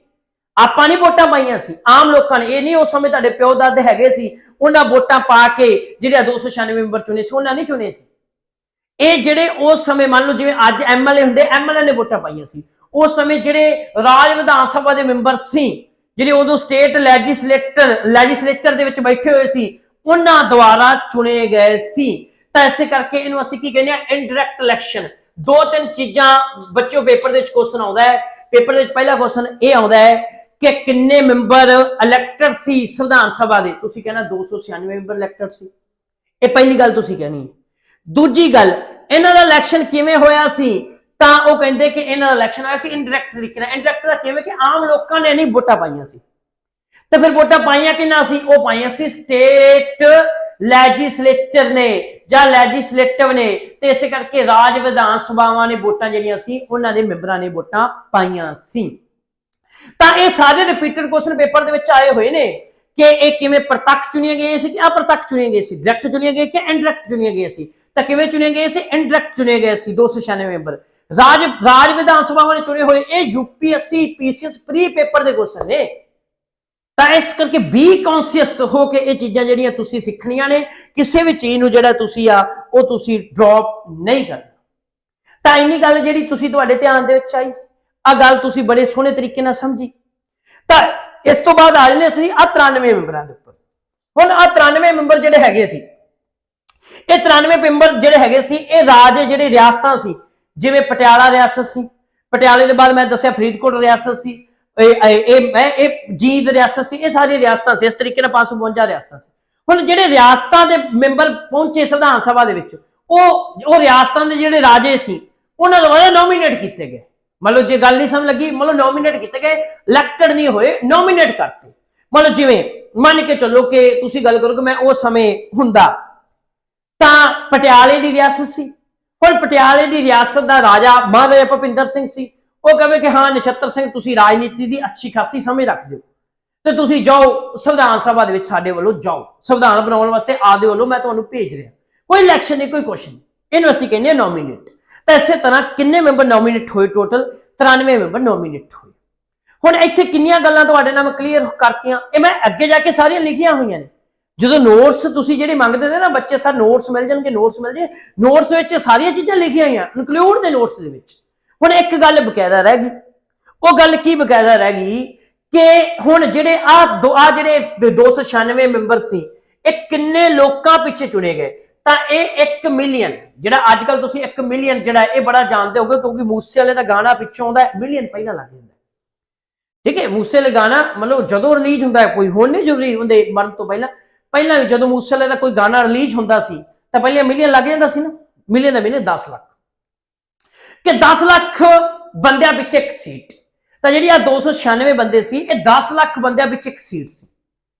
ਠੀਕ ਹੈ, 10 ਲੱਖ ਏਰੀਆ ਦੇ ਉੱਤੇ ਇੱਕ ਵਿਧਾਨ ਸਭਾ ਦੇ ਵਿੱਚ ਜਾਣ ਦੀ ਸੀਟ ਕ੍ਰੀਏਟ ਕਰ ਦਿੱਤੀ ਜਾਂਦੀ ਸੀ। ਹੁਣ ਪੇਪਰ ਦੇ ਵਿੱਚ ਕੁਐਸਚਨ ਇਹ ਵੀ ਪੁੱਛਿਆ ਗਿਆ ਹੈ ਕਿ ਜਿਹੜੀ ਸੰਵਿਧਾਨ ਸਭਾ ਸੀ, ਕੰਸਟੀਟਿਊਸ਼ਨ ਅਸੈਂਬਲੀ ਸੀ, ਤੇ ਇਹ ਕਿਹਦੇ ਆਧਾਰ ਤੇ ਚੁਣੀ ਗਈ? ਇਹਦੀਆਂ ਸੀਟਾਂ ਕਿਹਦੇ ਆਧਾਰ ਤੇ ਨਿਰਧਾਰਿਤ ਕੀਤੀਆਂ ਗਈਆਂ? ਤਾਂ ਤੁਸੀਂ ਕਹਿੰਦਾ ਜਨਸੰਖਿਆ ਦੇ ਆਧਾਰ ਤੇ। ਕਿੰਨੀ ਜਨਸੰਖਿਆ ਪਿੱਛੇ ਇੱਕ ਸੀਟ ਸੀ? ਤੁਸੀਂ ਕਹਿੰਦਾ 1 ਮਿਲੀਅਨ 10 ਲੱਖ ਸੀਟ ਦੇ ਉੱਪਰ ਸੀ। ਇਹ ਕੁਐਸਚਨ ਵੀ ਪੇਪਰ ਦੇ ਵਿੱਚ ਪੁੱਛਿਆ ਗਿਆ ਹੈ। ਤਾਂ मैं इस कंसैप्ट दे विच बहुत सारे कंसैप्ट ने जिहड़े समझाते, रिपीट करने की मैनूं लोड़ नहीं। जे रिपीट करना तो आपां दोवें रल के रिपीट कर लैंदे आ। तुसीं भावें रिकॉर्डर सुन लए हो, हैडफोन तुहाडे लगे ने। रिपीट की करदे आ कि संविधान सभा किहदी सिफारिश ते बनी? कैबिनेट कमीशन की सिफारिश के उत्ते बनी। कदों बनी? नवंबर 1946 दे विच बनी। ठीक है, तां जिन्ने च कंप्लीट हुई जुलाई तो नवंबर तक इहदा इलैक्शन होया सी टोटल। ठीक है, इलैक्शन इहदे विच कंप्लीट हुई सी। इहदे विच टोटल मैंबर किन्ने सी? 399 मैंबर सी। ਤੇ ਜਿਹੜੇ 296 ਮੈਂਬਰ ਜਿਹੜੇ ਸੀ ਇਲੈਕਟਡ ਸੀ, ਚੁਣੇ ਗਏ ਸੀ। 93 ਮੈਂਬਰ ਕੀ ਹੋਏ ਸੀ? ਨੋਮੀਨੇਟ ਹੋਏ ਸੀ। ਇਹ 396 ਮੈਂਬਰ ਜਿਹੜੇ ਇਲੈਕਟਡ ਹੋਏ ਸੀ ਤਾਂ ਇਹ ਕਿਹਨਾਂ ਨੇ ਇਹਨਾਂ ਨੂੰ ਚੁਣਿਆ ਸੀ? ਉਹ ਰਾਜ ਵਿਧਾਨ ਸਭਾਵਾਂ ਨੇ ਚੁਣਿਆ ਸੀ। ਤੇ ਇਸ ਕਰਕੇ ਨਾ ਇਲੈਕਸ਼ਨ ਕਿਵੇਂ ਹੋਇਆ ਸੀ? ਇਨਡਾਇਰੈਕਟ ਅਪ੍ਰਤੱਖ ਇਲੈਕਸ਼ਨ ਹੋਇਆ ਸੀ। ਕਿ ਇੱਕ ਇਹ ਜਿਹੜੀਆਂ ਸੀਟਾਂ ਦੀ ਵੰਡ 296 ਕੀਤੀ ਸੀ ਕਿੰਦੇ ਆਧਾਰ ਤੇ ਕੀਤੀ ਗਈ ਸੀ? ਇਹ ਜਨਸੰਖਿਆ ਦੇ ਆਧਾਰ ਤੇ ਕੀਤੀ ਗਈ ਸੀ। ਕਿੰਨੀ ਜਨਸੰਖਿਆ ਵਿੱਚ ਇੱਕ ਸੀਟ ਸੀ? 10 ਲੱਖ ਜਨਸੰਖਿਆ ਵਿੱਚ ਇੱਕ ਸੀਟ ਸੀ। ਤੇ ਜਿਹੜੀਆਂ ਰਿਆਸਤਾਂ ਸੀ 93, ਇਹਨਾਂ ਨੇ ਕਿਵੇਂ ਕੀਤਾ? ਇਹ ਉੱਥੋਂ ਦਾ ਜਿਹੜਾ ਰਿਆਸਤਾਂ ਦਾ ਮਾਲਕ ਸੀ ਉਹਨਾਂ ਨੇ ਨੋਮੀਨੇਟ ਕੀਤਾ। ਤਾਂ ਇਹ ਸਾਰੀਆਂ ਸਟੋਰੀਜ਼ ਸਮਝ ਲੱਗੀਆਂ, ਇਹ ਸਾਰੀਆਂ ਗੱਲਾਂ ਜਿਹੜੀਆਂ ਸੀ ਸਮਝ ਲੱਗੀਆਂ। ਤਾਂ ਇਸੇ ਤਰ੍ਹਾਂ ਮੈਂ ਇਹ ਸਾਰੀਆਂ ਚੀਜ਼ਾਂ ਜਿਹੜੀਆਂ ਨੇ ਇਹ ਅੱਗੇ ਜਾ ਕੇ ਲਿਖੀਆਂ ਵੀ ਹੋਈਆਂ ਨੇ। ਅੱਗੇ ਜਾ ਕੇ ਮੈਂ ਵਾਰ-ਵਾਰ ਕਹਿੰਦਾ ਕਿ ਮੈਂ ਤਾਂ ਚਲੋ ਉੱਥੇ ਬਹੁਤ ਕੁਝ ਸਾਨੂੰ ਜਿਹੜਾ ਸੀ ਉਹ ਮੈਂ ਲਿਖ ਕੇ ਸਮਝਾਤਾ, ਪਰ ਤੁਹਾਡੇ ਵਾਸਤੇ ਜਿਹੜੀ ਪਿਆਰੀ ਡਿਮਾਂਡ ਤੁਹਾਡੀ ਰਹਿੰਦੀ ਸਰ ਨੋਟਸ ਬਕਾਇਦਾ ਬੜੇ ਪਿਆਰੇ ਕੱਲੀ ਗੱਲ ਅੰਗਰੇਜ਼ੀ ਕੱਲੀ ਗੱਲ ਪੰਜਾਬੀ ਚ ਲਿਖੇ ਹੈਗੇ। ਕੋਈ ਗਲਤੀ ਦੇ ਉੱਤੇ ਵੀ ਚਲੋ ਮਾੜੀ ਮੋਟੀ ਗਲਤੀ ਤਾਂ ਹੁੰਦੀ ਹੈ ਲੈਂਗੁਏਜ ਦੀ, ਪਰ ਅਸੀਂ ਉਹਦੇ ਤੇ ਵੀ ਖਾਸ ਧਿਆਨ ਰੱਖੀ ਕਿਉਂਕਿ ਜਦੋਂ ਇਹ ਨੋਟਸ ਤਿਆਰ ਕੀਤੇ ਜਾ ਰਹੇ ਸੀ ਤਾਂ ਉਹਦੇ ਉੱਤੇ ਜਿਹੜੇ ਵੀ ਕੋਈ ਵੀ ਸਬਜੈਕਟ ਦੀ ਅਸੀਂ ਮਹਾਰਥ ਜਿਹੜੇ ਹੈਗੇ ਸੀ ਉਹਨਾਂ ਨੂੰ ਕੋਲ ਬਿਠਾਇਆ ਗਿਆ ਸੀ। ਤਾਂ ਇਸੇ ਕਰਕੇ ਇਹ ਚੀਜ਼ ਦੇ ਉੱਤੇ ਵੀ ਖਾਸ ਧਿਆਨ ਜਿਹੜਾ ਸੀ ਅਸੀਂ ਦਿੱਤਾ। ਤਾਂ ਇਸੇ ਤਰ੍ਹਾਂ ਜੇ ਮੈਂ ਗੱਲ ਕਰਾਂ ਕਿ ਹਰੇਕ ਸੂਬੇ ਅਤੇ ਰਿਆਸਤਾਂ ਦੇ ਜਾਂ ਛੋਟੇ ਜਾਂ ਵੱਡੇ ਮਾਮਲੇ ਵਿੱਚ ਰਾਜਾਂ ਸਮੂਹ ਸੀ ਉਹਨਾਂ ਦੇ ਸੰਬੰਧ ਵਿੱਚ ਆਬਾਦੀ ਦੇ ਅਨੁਪਾਤ ਨਾਲ ਸੀਟਾਂ ਅਲਾਟ ਕੀਤੀਆਂ ਗਈਆਂ ਸੀ। ਤੇ ਇਹ ਇੱਕ ਸੀਟ ਜਿਹੜੀ ਹੈਗੀ ਸੀ ਹਰ ਮਿਲੀਅਨ, ਮਤਲਬ 1 ਮਿਲੀਅਨ, ਠੀਕ ਹੈ, 1 ਮਿਲੀਅਨ ਮੂਸੇ ਵਾਲੇ ਦੇ ਇੱਕ ਦਿਨ ਦੇ ਵਿਊ ਦੇ ਬਰਾਬਰ ਦੀਆਂ ਜਿਹੜੀਆਂ ਸੀ ਸੀਟਾਂ ਸੀ ਇਹ ਵੰਡੀਆਂ ਗਈਆਂ ਸੀ ਇੱਕ ਦਿਨ ਦਾ, ਕਿਉਂਕਿ ਇੱਕ ਦਿਨ ਚ 1 ਮਿਲੀਅਨ ਲੈ ਜਾਂਦਾ ਹੈ। ਉਸ ਤੋਂ ਬਾਅਦ 100 ਮਿਲੀਅਨ ਦੇ ਨੇੜੇ ਪਹੁੰਚ ਜਾਂਦੇ ਸੀ ਮੂਸੇ ਵਾਲੇ ਦੇ ਵਿਊ, ਠੀਕ ਹੈ। ਤਾਂ ਇਸੇ ਤਰ੍ਹਾਂ ਜੇ ਅਸੀਂ ਗੱਲ ਕਰਦੇ ਹਾਂ ਕਿ ਇਹ ਇੰਨੀ ਸਟੋਰੀ ਹੈ ਜਿਹੜੀ ਇਹ ਤੁਹਾਨੂੰ ਬਕਾਇਦਾ ਬੜੀ ਸੋਹਣੇ ਤਰੀਕੇ ਨਾਲ ਸਮਝ ਲੱਗੀ ਹੋਊਗੀ। ਤਾਂ ਹੁਣ ਅਗਲਾ ਸਵਾਲ ਇਹ ਆਉਂਦਾ ਹੈ ਕਿ ਪੇਪਰ ਦੇ ਵਿੱਚ ਆਹ ਕੁਐਸਚਨ ਵੀ ਬੜਾ ਸੋਹਣਾ ਆਉਂਦਾ। ਮੈਂ ਇਸ ਕੁਐਸਚਨ ਨੂੰ ਸਮਝਾਉਣ ਵਾਸਤੇ ਇੱਕ ਛੋਟੀ ਜਿਹੀ ਸਟੋਰੀ ਹੋਰ ਦੇਣ ਲੱਗਾ। ਫਿਰ ਉਹ ਕਹਿੰਦੇ ਕਿ ਇਹ ਜਿਹੜੀ ਸੀਟਾਂ ਸੀ ਜਿਹੜੀਆਂ ਚੁਣੀਆਂ ਗਈਆਂ ਸੀ, ਠੀਕ ਹੈ, ਰੇਕ ਜਿਹੜੀ ਬ੍ਰਿਟਿਸ਼ ਸੂਬੇ ਸੀ ਫਰਾਂਸ ਸੀ, ਇਹਦੀਆਂ ਜਿਹੜੀਆਂ ਸੀਟਾਂ ਸੀ ਇਹ 3 ਪ੍ਰਮੁੱਖ ਭਾਈਚਾਰੇ ਸੀ। ਕੀ ਸੀ? 3 ਜਿਹੜੀਆਂ ਕਮਿਊਨਿਟੀਆਂ ਦੇ ਵਿੱਚ ਸੀ ਇਹ ਡਿਵਾਈਡਡ ਕੀਤੀ ਗਈਆਂ। ਇਹ 3 ਕਮਿਊਨਿਟੀਆਂ ਦਾ ਮੀਨਿੰਗ ਸੀ ਇੱਕ ਪਾਸੇ ਮੁਸਲਮਾਨ, ਇੱਕ ਪਾਸੇ ਸਿੱਖ ਤੇ ਇੱਕ ਪਾਸੇ ਜਨਰਲ ਦਾ ਮੀਨਿੰਗ ਸੀ ਜਿਹਦੇ ਵਿੱਚ ਮੁਸਲਮਾਨ ਤੇ ਸਿੱਖ ਛੱਡ ਕੇ ਬਾਕੀ ਸਾਰੇ ਇਨਕਲੂਡ ਸੀ। ਹੁਣ ਪੇਪਰ ਦੇ ਵਿੱਚ ਕੁਐਸਚਨ ਇਹ ਆ ਜਾਂਦਾ ਕਿਉਂਕਿ ਇਹਨਾਂ ਨੇ ਸੰਪਰਦਾਇਕ ਚੋਣ ਪ੍ਰਣਾਲੀ ਲਿਆਂਦੀ। ਹੁਣ ਸੰਪਰਦਾਇਕ ਚੋਣ ਪ੍ਰਣਾਲੀ ਜਿਹੜੀ ਹੁੰਦੀ ਆ ਕਿ ਮੁਸਲਮਾਨਾਂ ਨੂੰ ਮੁਸਲਮਾਨ ਵੋਟ ਪਾਉਣਗੇ, ਸਿੱਖਾਂ ਨੂੰ ਸਿੱਖ ਪਾਉਣਗੇ, ਹਿੰਦੂਆਂ ਨੂੰ ਹਿੰਦੂ ਪਾਉਣਗੇ। ਤੇ ਸਭ ਤੋਂ ਪਹਿਲਾਂ ਭਾਰਤ ਵਿੱਚ ਕਦੋਂ ਆਈ ਸੀ? 1909 ਦੇ ਵਿੱਚ ਆਈ, ਠੀਕ ਹੈ। ਤਾਂ ਇਸੇ ਤਰ੍ਹਾਂ ਹੀ ਅਸੀਂ ਜੇ ਗੱਲ ਕਰੀਏ ਕਿ ਇਹਨੂੰ ਐਕਸਟੈਂਡ ਕਦੋਂ ਕੀਤਾ? 1919 ਦੇ ਵਿੱਚ ਕੀਤਾ। ਹੁਣ ਪੇਪਰ ਦੇ ਵਿੱਚ ਕੁਐਸਚਨ ਆ ਜਾਏ ਜਿਹੜੀ ਸੰਵਿਧਾਨ ਸਭਾ ਦੇ ਵਿੱਚ ਜਿਹੜੀ ਵੰਡ ਸੀ ਜਿਹੜੀ ਹੈਗੀ ਸੀਟਾਂ ਦੀ ਸੰਪਰਦਾਇਕ ਸੀ? ਹਾਂ ਬਿਲਕੁਲ ਸੰਪਰਦਾਇਕ ਸੀ। ਤਾਂ ਸੰਪਰਦਾਇਕ ਕਿਹੜੇ ਭਾਈਚਾਰੇ ਚ ਵੰਡੀ ਗਈ ਸੀ? ਉਹ ਸਿੱਖ ਤੇ ਮੁਸਲਮਾਨ ਤੇ ਜਰਨਲ ਦੇ ਵਿੱਚ। ਤੇ ਜਰਨਲ ਦਾ ਮੀਨਿੰਗ ਸਿੱਖ ਤੇ ਮੁਸਲਮਾਨ ਨੂੰ ਛੱਡ ਕੇ ਜਿੰਨਾ ਭਾਈਚਾਰਾ ਸੀ ਉਹਨੂੰ ਜਰਨਲ ਦੇ ਵਿੱਚ ਲੈ ਲਿਆ ਗਿਆ ਸੀ। ਇਹ ਵੰਡ ਸੀ ਜਿਹੜੀ ਇਹ ਕੀਤੀ ਗਈ ਸੀ ਪੇਪਰ ਦੇ ਵਿੱਚ, ਇਹ ਤੁਸੀਂ ਧਿਆਨ ਵਿੱਚ ਰੱਖਣਾ, ਠੀਕ ਹੈ। ਅੱਗੇ ਜਾ ਕੇ ਮੈਂ ਉਹੀ ਚੀਜ਼ ਦੱਸੂਗਾ ਇਹਦੇ ਵਿੱਚ ਮੁਸਲਮਾਨ ਕਿੰਨੇ ਸੀ, ਮਹਿਲਾਵਾਂ ਕਿੰਨੀਆਂ ਸੀ, ਸਾਰੀਆਂ ਗੱਲਾਂ ਜਿਹੜੀਆਂ ਨੇ ਉਹ ਬਕਾਇਦਾ ਵਿੱਚ ਲਿਖੀਆਂ ਹੋਈਆਂ ਨੇ। ਉਹ ਅਸੀਂ ਅੱਗੇ ਜਾ ਕੇ ਜਿਵੇਂ ਕਿ 15 ਮਹਿਲਾਵਾਂ ਸੀ, ਪਹਿਲੀ ਮੀਟਿੰਗ ਵਿੱਚ 9 ਮਹਿਲਾਵਾਂ ਨੇ ਫੀਮੇਲ ਨੇ ਭਾਗ ਲਿਆ। ਉਹ ਸਾਰੀਆਂ ਗੱਲਾਂ ਜਦੋਂ ਅੱਗੇ ਜਾ ਕੇ ਅਸੀਂ ਗੱਲ ਕਰਦੇ ਹਾਂ ਉਹ ਅੱਗੇ ਜਾ ਕੇ ਗੱਲਾਂ ਜਿਹੜੀਆਂ ਨੇ ਸਾਰੀਆਂ ਇਨਕਲੂਡ ਕੀਤੀਆਂ ਗਈਆਂ ਨੇ, ਠੀਕ ਹੈ ਜੀ। ਤਾਂ ਇਹ ਅਸੀਂ ਜਿਹੜੀ ਹੈਗੀ ਆ ਉਹ ਅਸੀਂ ਚੀਜ਼ਾਂ ਨੂੰ ਸਮਝਦੇ ਜਾਵਾਂਗੇ। ਤਾਂ ਆ ਸਾਰੀਆਂ ਗੱਲਾਂ ਜਿਹੜੀਆਂ ਹੈਗੀਆਂ ਨੇ ਕਈ ਰਿਆਸਤਾਂ ਨੋਮੀਨੇਟ ਕੀਤਾ ਗਿਆ ਜਾਂ ਇਹ ਸਾਰਾ ਕੁਝ ਜਿਹੜਾ ਹੈਗਾ ਜਿਵੇਂ ਆਹ ਗੱਲ ਇਹ ਵੀ ਮੈਂ ਦੱਸਤਾ ਸੰਵਿਧਾਨ ਸਭਾ ਜਿਹੜੀ ਹੈਗੀ ਅੰਸ਼ਕ ਤੌਰ ਤੇ ਚੁਣੀ ਹੋਈ ਸੀ, ਅੰਸ਼ਕ ਤੌਰ ਤੇ ਨਾਮਜ਼ਦ ਸੀ, ਕਿ ਇਲੈਕਟਡ ਵੀ ਸੀ, ਨੋਮੀਨੇਟ ਸੀ। ਇਹ ਸਾਰੀ ਗੱਲਾਂ ਜਿਹੜੀਆਂ ਸੀ ਮੈਂ ਪਿੱਛੇ ਤੁਹਾਨੂੰ ਬਹੁਤ ਚੰਗੇ ਸੋਹਣੇ ਤਰੀਕੇ ਨਾਲ ਸਮਝਾਤੀਆਂ, ਠੀਕ ਹੈ। ਇਸੇ ਤਰ੍ਹਾਂ ਹੀ ਮੈਂ ਅਗਲੀ ਗੱਲ ਜਿਹੜੀ ਹੈਗੀ, ਵੈਸੇ ਤਾਂ ਇਹ ਵੀ ਗੱਲ ਮੈਂ ਪਿੱਛੇ ਜਿਹੜੀ ਸੀ ਉਹ ਤੁਹਾਨੂੰ ਕੰਪਲੀਟ ਕਰਤੀ ਕਿ ਸੰਵਿਧਾਨ ਸਭਾ ਦੀਆਂ ਚੋਣਾਂ ਜਿਹੜੀਆਂ ਹੈਗੀਆਂ ਨੇ, ਠੀਕ ਹੈ, ਜਿਹੜੀਆਂ 296 ਸੀਟਾਂ ਦੇ ਵਿੱਚ ਚੋਣਾਂ ਹੋਈਆਂ ਸੀ। ਇਹ ਚੋਣਾਂ ਜੁਲਾਈ ਅਗਸਤ 1946 ਵਿੱਚ ਜਿਹੜੀਆਂ ਇਹ ਚੋਣਾਂ ਹੋਈਆਂ ਸੀ, ਠੀਕ ਹੈ। ਹੁਣ ਜਦੋਂ ਇਹ ਚੋਣਾਂ ਹੋ ਗਈਆਂ, ਸੁਣ ਲਓ ਧਿਆਨ ਨਾਲ, ਹੁਣ ਇਹ ਚੋਣਾਂ ਜਿਹੜੀਆਂ ਜੁਲਾਈ ਅਗਸਤ ਵਿੱਚ ਹੋਈਆਂ ਤਾਂ ਕਿੰਨੇ ਮੈਂਬਰਾਂ ਦੀ ਚੋਣਾਂ ਹੋਈਆਂ ਸੀ? ਜਿਵੇਂ 399 ਦੇ ਵਿੱਚ ਚੋਣਾਂ ਕਿੰਨੇ ਮੈਂਬਰਾਂ ਚ ਹੋਈਆਂ ਸੀ? 296 ਮੈਂਬਰ। ਹੁਣ 296 ਦੇ ਵਿੱਚੋਂ 208 ਸੀਟਾਂ ਜਿਹੜੀਆਂ ਸੀ ਇਹ ਕੌਣ ਜਿੱਤ ਗਈ? National Congress, Indian national Congress ਕੇ ਕਾਂਗਰਸ ਜਿੱਤ ਗਈ। ਤੇ ਉਸ ਤੋਂ ਬਾਅਦ 15 ਸੀਟਾਂ ਜਿਹੜੀਆਂ ਸੀ ਇਹ ਜਿੱਤੀਆਂ ਆਦਰਸ਼ ਨੇ। ਮੈਂ ਅੱਗੇ ਜਾ ਕੇ ਇਹਨੂੰ ਵੀ ਚੰਗੀ ਤਰ੍ਹਾਂ ਸਮਝਾਂਗਾ। ਆਦਰ ਕਹਿਣ ਦਾ ਮਤਲਬ ਬਾਅਦ ਦੂਜੇ ਦੇ ਵਿੱਚ ਬਹੁਤ ਸਾਰੀਆਂ ਪਾਰਟੀਆਂ ਸੀ। ਤੇ 73 ਸੀਟਾਂ ਜਿਹੜੀਆਂ ਹੈਗੀਆਂ ਸੀ ਇਹ ਜਿੱਤੀਆਂ ਮੁਸਲਿਮ ਲੀਗ ਨੇ। ਇਹ ਕਿਹਨੇ ਜਿੱਤੀਆਂ? ਮੁਸਲਿਮ ਲੀਗ ਨੇ। ਹੁਣ ਵੇਖੋ ਇੱਥੇ ਇੱਕ ਸਟੋਰੀ ਹੋਰ ਬਣ ਗਈ। ਸਟੋਰੀ ਕੀ ਬਣ ਗਈ? ਕਹਿੰਦੇ ਜਿਹੜਾ ਵੀ ਹੁਣ ਇਹ ਸੰਵਿਧਾਨ ਬਣਨਾ ਹੈ, ਕੀ ਬਣਨਾ ਹੈ? ਸੰਵਿਧਾਨ ਬਣਨਾ। ਜਿਹੜਾ ਹੁਣ ਇਹ ਸੰਵਿਧਾਨ ਬਣਨਾ ਹੈ, ਇਹ ਸੰਵਿਧਾਨ ਜਿਹੜਾ ਹੈਗਾ ਇਹਦੇ ਵਿੱਚ ਜਿਹੜਾ ਹੁਣ ਇਹ ਸੰਵਿਧਾਨ ਬਣ ਜਾ ਰਿਹਾ, ਹੁਣ ਇਹ ਸੰਵਿਧਾਨ ਕੀ ਬਣੇਗਾ? ਬਹੁਮਤ ਦੇ ਆਧਾਰ ਤੇ ਫੈਸਲੇ ਹੋਣਗੇ, ਮੈਜੋਰਿਟੀ ਦੇ ਆਧਾਰ ਤੇ ਫੈਸਲੇ ਹੋਣਗੇ। ਤੇ ਹੁਣ ਵੇਖੋ 208 ਸੀਟਾਂ ਮੁਸਲਿਮ ਲੀਗ ਜਿੱਤੀ, ਕਾਂਗਰਸ ਜਿੱਤੀ। ਮੁਸਲਿਮ ਲੀਗ ਕਿੰਨੀ ਜਿੱਤੀ? 73 ਜਿੱਤੀ। ਤੇ ਮੁਸਲਿਮ ਲੀਗ ਨੂੰ ਇਹ ਲੱਗਾ ਕਿ ਹੁਣ ਜ਼ਿਆਦੀਆਂ ਸੀਟਾਂ ਤਾਂ ਕਾਂਗਰਸ ਜਿੱਤ ਗਈ, ਹੁਣ ਸਾਡੀ ਤਾਂ ਹਵਾ ਨਹੀਂ ਨਾ ਆਉਣ ਦੇਣੀ, ਸਾਡੀ ਤਾਂ ਨਹੀਂ ਸੁਣੀ ਜਾਣੀ, ਕਿਉਂਕਿ ਬਹੁਮਤ ਦੇ ਆਧਾਰ ਤੇ ਸੰਵਿਧਾਨ ਬਣਨਾ ਹੈ, ਕਾਂਗਰਸ ਜਿਵੇਂ ਚਾਹੂਗੀ ਉਵੇਂ ਸੰਵਿਧਾਨ ਬਣ ਜਾਊਗਾ, ਕਿਉਂਕਿ ਮੈਜੋਰਿਟੀ ਕਾਂਗਰਸ ਆਲਰੇਡੀ ਲੈ ਚੁੱਕੀ ਸੀ। ਤਾਂ ਫਿਰ ਉਸ ਸਮੇਂ ਜਿਹੜੇ ਮੁਸਲਿਮ ਲੀਗ ਦੇ ਵੱਡੇ ਲੀਡਰ ਸੀ, ਖਾਸ ਕਰਕੇ ਮਿਸਟਰ ਜਨਾਹ ਸਭ ਤੋਂ ਵੱਡਾ ਲੀਡਰ ਸੀ, ਉਹਨੇ ਇੱਕ ਫੈਸਲਾ ਕੀਤਾ ਬਾਈਕਾਟ ਦਾ। ਕਹਿੰਦੇ ਅਸੀਂ ਸੰਵਿਧਾਨ ਸਭਾ ਦੇ ਵਿੱਚ ਕੀ ਕਰਾਂਗੇ, ਬਾਈਕਾਟ ਕਰਾਂਗੇ, ਅਸੀਂ ਸੰਵਿਧਾਨ ਸਭਾ ਦੇ ਵਿੱਚ ਭਾਗ ਨਹੀਂ ਲਵਾਂਗੇ। ਹੁਣ ਜਦੋਂ ਉਹਨਾਂ ਕਹਿੰਦਾ ਅਸੀਂ ਸੰਵਿਧਾਨ ਸਭਾ ਦੇ ਵਿੱਚ ਭਾਗ ਨਹੀਂ ਲਵਾਂਗੇ, ਤੇ ਉਹਨਾਂ ਨੇ ਸੰਵਿਧਾਨ ਸਭਾ ਦੇ ਵਿੱਚ ਬਾਈਕਾਟ ਕਰਤਾ। ਤੇ ਬਾਈਕਾਟ ਕਰਨ ਤੋਂ ਬਾਅਦ ਜਿਹੜੀ ਅਸੀਂ ਅਗਲੀ ਗੱਲ ਕਰਦੇ ਹਾਂ, ਠੀਕ ਹੈ ਜੀ, ਤੇ ਹਜੇ ਰਿਆਸਤਾਂ ਨੇ ਅਲਾਟ ਕੀਤੀਆਂ ਸੀਟਾਂ, ਜਿਹੜੀਆਂ 93 ਸੀਟਾਂ ਨਹੀਂ ਭਰੀਆਂ, ਕਿਉਂਕਿ ਉਹਨਾਂ ਨੇ ਸੰਵਿਧਾਨ ਸਭਾ ਤੋਂ ਦੂਰ ਰਹਿਣ ਦਾ ਫੈਸਲਾ ਕਰ ਲਿਆ। ਉਹ ਇਹ ਵੀ ਮੈਂ ਅੱਗੇ ਜਾ ਕੇ ਸਟੋਰੀ ਹੈ, ਕਿਉਂਕਿ ਇਹਦੇ ਵਿੱਚ ਦੋ ਤਿੰਨ ਚੀਜ਼ਾਂ ਅਸੀਂ ਇਹ ਵੀ ਦੱਸ ਦਈਏ ਕਿ ਜਦੋਂ ਇਹ ਪਹਿਲਾਂ ਇਹ ਜਿਹੜਾ ਫੈਸਲਾ ਹੋ ਗਿਆ ਇਲੈਕਸ਼ਨ ਤੋਂ ਬਾਅਦ, ਜਿਹੜੀ ਰਿਆਸਤਾਂ ਸੀ, ਇਹ ਦੇਸ਼ ਆਜ਼ਾਦ ਹੋਣ ਤੋਂ ਬਾਅਦ, ਜਦੋਂ ਅਸੀਂ ਗੱਲ ਕਰੀਏ ਇੰਡੀਪੈਂਡੈਂਟ ਐਕਟ 1947 ਆਉਂਦਾ ਹੈ, ਅਗਸਤ ਇੰਡੀਪੈਂਡੈਂਟ ਐਕਟ ਜਾਂ ਭਾਰਤੀ ਸੁਤੰਤਰਤਾ ਐਕਟ 1947 ਆਉਂਦਾ ਹੈ, ਉਸ ਤੋਂ ਬਾਅਦ ਹੀ ਰਿਆਸਤਾਂ ਇਨਕਲੂਡ ਹੁੰਦੀਆਂ ਨੇ। ਮੁਸਲਿਮ ਲੀਗ ਤਾਂ ਬਿਲਕੁਲ ਬਾਹਰ ਹੋ ਜਾਂਦੀ, ਉਹਨਾਂ ਵੀ ਭਾਗ ਲੈਣ ਤੋਂ ਮਨਾ ਕਰਤਾ। ਜਿਹੜੇ ਰਿਆਸਤਾਂ ਵਾਲੇ ਸੀ, ਮੁਸਲਿਮ ਲੀਗ ਨੇ ਵੀ ਬਾਈਕਾਟ ਕਰਤਾ। ਮੁਸਲਿਮ ਲੀਗ ਨੇ ਕਿਉਂ ਬਾਈਕਾਟ ਕੀਤਾ, ਉਹਨੂੰ ਲੱਗਾ ਕਿ ਯਾਰ ਸੰਵਿਧਾਨ ਬਣਨਾ ਹੈ, ਸੰਵਿਧਾਨ ਬਣਾਉਣਾ ਸੰਵਿਧਾਨ ਸਭਾ ਨੇ ਆ, ਸੰਵਿਧਾਨ ਸਭਾ ਦੇ ਵਿੱਚ ਫੈਸਲੇ ਹੋਣੇ ਮੈਜੋਰਿਟੀ ਦੇ ਆਧਾਰ ਤੇ, ਸਾਡੇ ਕੋਲ ਸਾਰੀਆਂ 73 ਸੀਟਾਂ, ਕਾਂਗਰਸ 208, ਸਾਡੀ ਹਵਾ ਵੀ ਲੱਗਣ ਪਿਆ ਦਿੰਦੀ ਹੋ, ਉਹਨੇ ਬਾਈਕਾਟ ਕਰਤਾ। ਤਾਂ ਉਹ ਬਾਈਕਾਟ ਕਰਨ ਤੋਂ ਬਾਅਦ ਅਸੀਂ ਗੱਲ ਕਰੀਏ ਕਿ ਉਸ ਤੋਂ ਬਾਅਦ ਅਗਲੀ ਗੱਲ ਕਰੀਏ ਕਿ ਅਸੈਂਬਲੀ ਜਿਹੜੀ ਬਣੀ, ਚਲੋ ਅਸੈਂਬਲੀ ਦੀ ਪਹਿਲੀ ਮੀਟਿੰਗ, ਸਾਰਾ ਕੁਝ ਮੈਂ ਅੱਗੇ ਜਾ ਕੇ ਚਰਚਾ ਕਰਦਾ ਹੁੰਦਾ ਤੇ ਵੀ ਉਸ ਵਿਚਾਰ ਦੇ ਉੱਤੇ ਵੀ ਜਿਹੜੀ ਚਰਚਾ ਹੈ ਮੈਂ ਉਹ ਅੱਗੇ ਜਾ ਕੇ ਕਰਦਾ ਰਹੂੰਗਾ, ਠੀਕ ਹੈ ਜੀ। ਪਰ ਉਹਦੇ ਵਿੱਚ ਜਿਹੜੀ ਇੱਕ ਛੋਟੀ ਜੀ ਚੀਜ਼ ਹੈ ਜਿਹੜੀ ਤੁਹਾਡੇ ਮੈਂ ਵਿੱਚ ਜਿਹੜੀ ਇਨਕਲੂਡ ਕਰਦਾ, ਜਾਂ ਇੱਕ ਚੀਜ਼ ਤੁਹਾਨੂੰ ਇਹਦੇ ਵਿੱਚ ਮੈਂ ਦੱਸਦਾ, ਉਹ ਕੀ ਹੋਇਆ ਕਿ ਕਹਿੰਦੇ ਕਿ ਅਸੈਂਬਲੀ ਦੇ ਵਿੱਚ ਸਾਰੇ ਬੰਦੇ ਸੀ, ਸਾਰੇ, ਡਾਕਟਰ ਰਜਿੰਦਰ ਪ੍ਰਸਾਦ, ਮੌਲਾਨਾ ਆਜ਼ਾਦ, ਸਰਦਾਰ ਪਟੇਲ, ਮਿਸਟਰ ਜਨਾਹ, ਹਰ ਉਹ ਨਾਮਵਰ ਬੰਦਾ ਸੀ ਵਿੱਚ, ਠੀਕ ਹੈ। ਪਰ ਇੱਕ ਬੰਦਾ ਮਿਸ ਸੀ, ਉਹ ਕੌਣ ਸੀ, ਮਹਾਤਮਾ ਗਾਂਧੀ। ਕਿਉਂਕਿ ਕਹਿੰਦੇ ਕਿ ਮਹਾਤਮਾ ਗਾਂਧੀ ਛੱਡ ਕੇ ਭਾਰਤ ਦੀ ਹਰ ਉਹ ਨਾਮਵਰ ਚੀਜ਼ ਜਿਹੜੀ ਉਸ ਸਮੇਂ ਸੰਵਿਧਾਨ ਸਭਾ ਵਿੱਚ ਹੈਗੀ ਸੀ, ਕਿਉਂਕਿ ਮਹਾਤਮਾ ਗਾਂਧੀ ਨੇ ਸੰਵਿਧਾਨ ਸਭਾ ਤੋਂ ਦੂਰ ਰਹਿਣ ਦਾ ਫੈਸਲਾ ਕੀਤਾ। ਕਿਉਂ ਕੀਤਾ, ਕਿਉਂਕਿ ਜਿਹੜਾ ਇਹ ਸੰਸਦੀ ਸ਼ਾਸਨ ਪ੍ਰਣਾਲੀ ਜਿਹੜਾ ਭਾਰਤ ਵਿੱਚ ਲਾਗੂ ਹੋਣਾ ਸੀ, ਮਹਾਤਮਾ ਗਾਂਧੀ ਇਹਦਾ ਵਿਰੋਧ ਕਰਦਾ। ਮਹਾਤਮਾ ਗਾਂਧੀ ਕਹਿੰਦਾ ਸੀ ਪੰਚਾਇਤੀ ਰਾਜ ਸਿਸਟਮ ਹੋਣਾ ਚਾਹੀਦਾ, ਸੈਲਫ ਰੂਲ ਹੋਣਾ ਚਾਹੀਦਾ ਹੈ, ਇਸ ਕਰਕੇ ਪਾਰਲੀਮੈਂਟਰੀ ਦਾ ਵਿਰੋਧ ਕਰਦਾ ਸੀ, ਇਸ ਕਰਕੇ ਉਹਨੇ ਇਸ ਤੋਂ ਦੂਰ ਰਹਿਣਾ ਸਟਾਰਟ ਕੀਤਾ।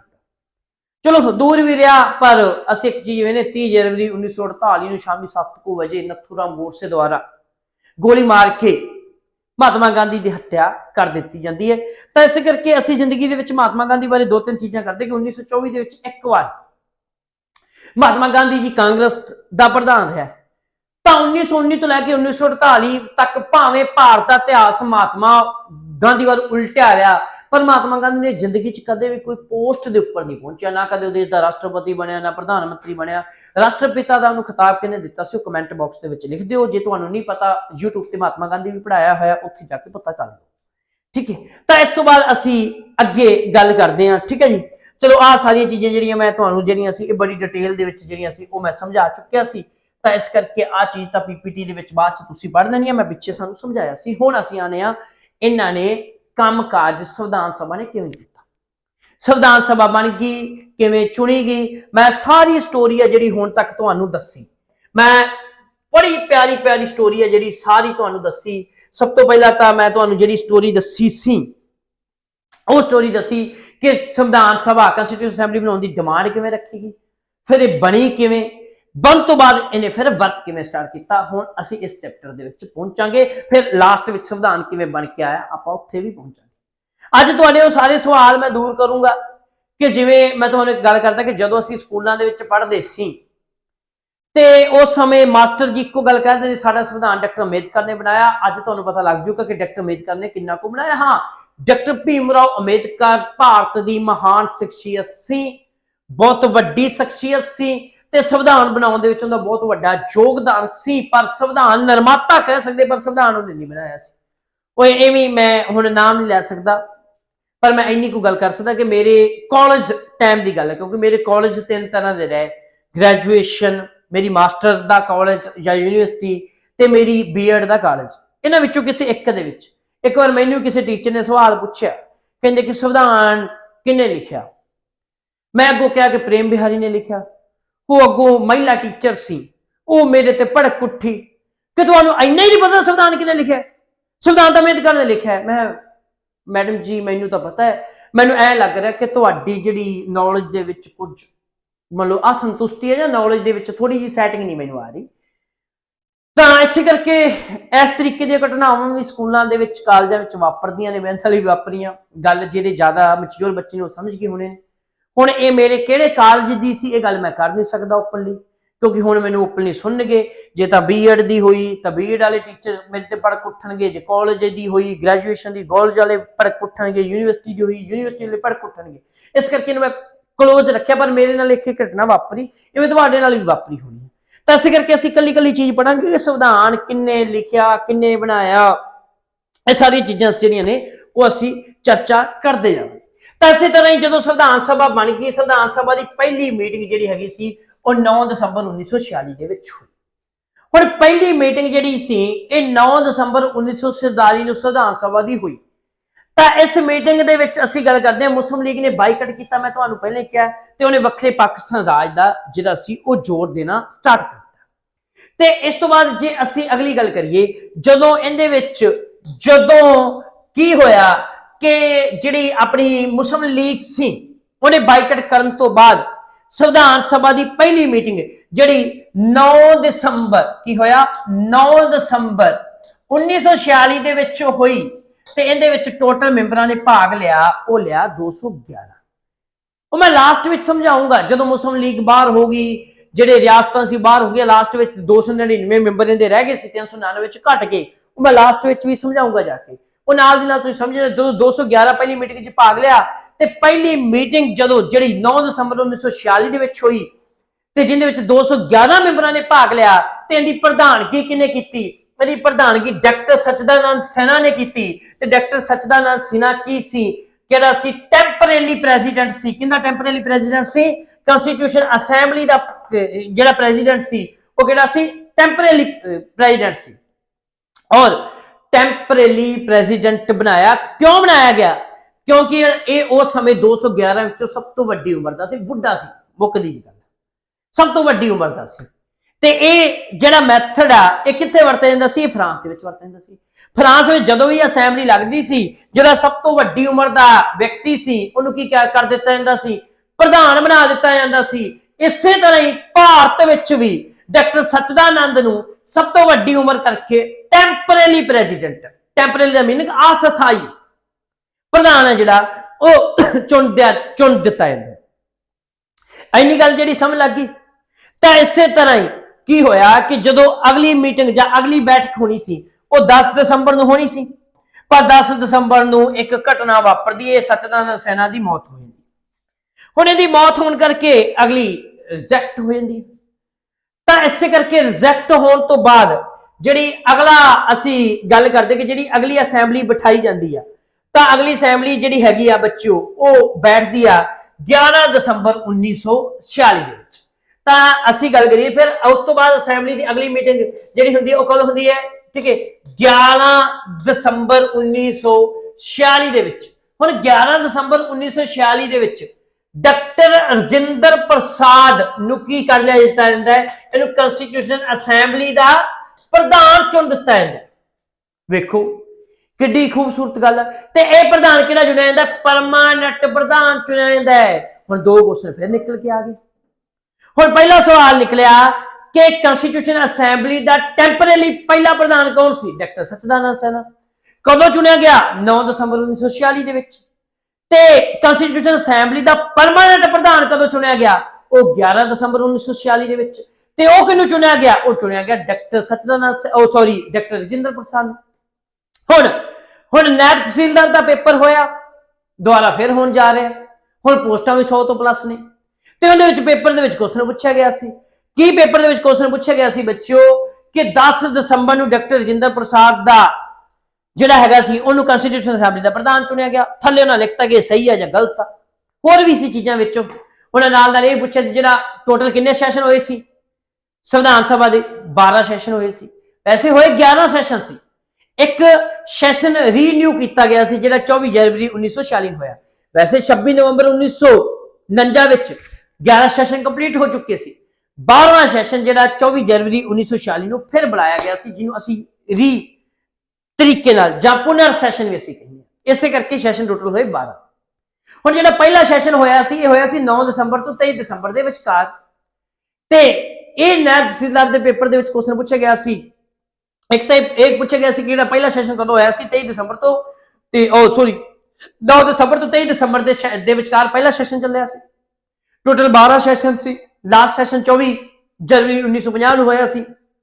11वां सैशन ਜਿਹੜਾ खत्म होया 26 नवंबर 1949 ਨੂੰ खत्म होया सी। ਤਾਂ ਉਹਦੇ ਵਿੱਚ ਕੀ ਹੋਇਆ ਕਿ नायब तहसीलदार ਦੇ ਵਿੱਚ ਇਹ ਪੁੱਛਿਆ, ਪਰ ਉਹ ਗਲਤ ਸੀ, क्योंकि डॉक्टर रजिंदर प्रसाद ਨੂੰ ਜਿਹੜਾ ਪ੍ਰਧਾਨ ਚੁਣਿਆ ਗਿਆ ਕਦੋਂ ਚੁਣਿਆ ਗਿਆ ਸੀ? 11 ਦਸੰਬਰ ਨੂੰ।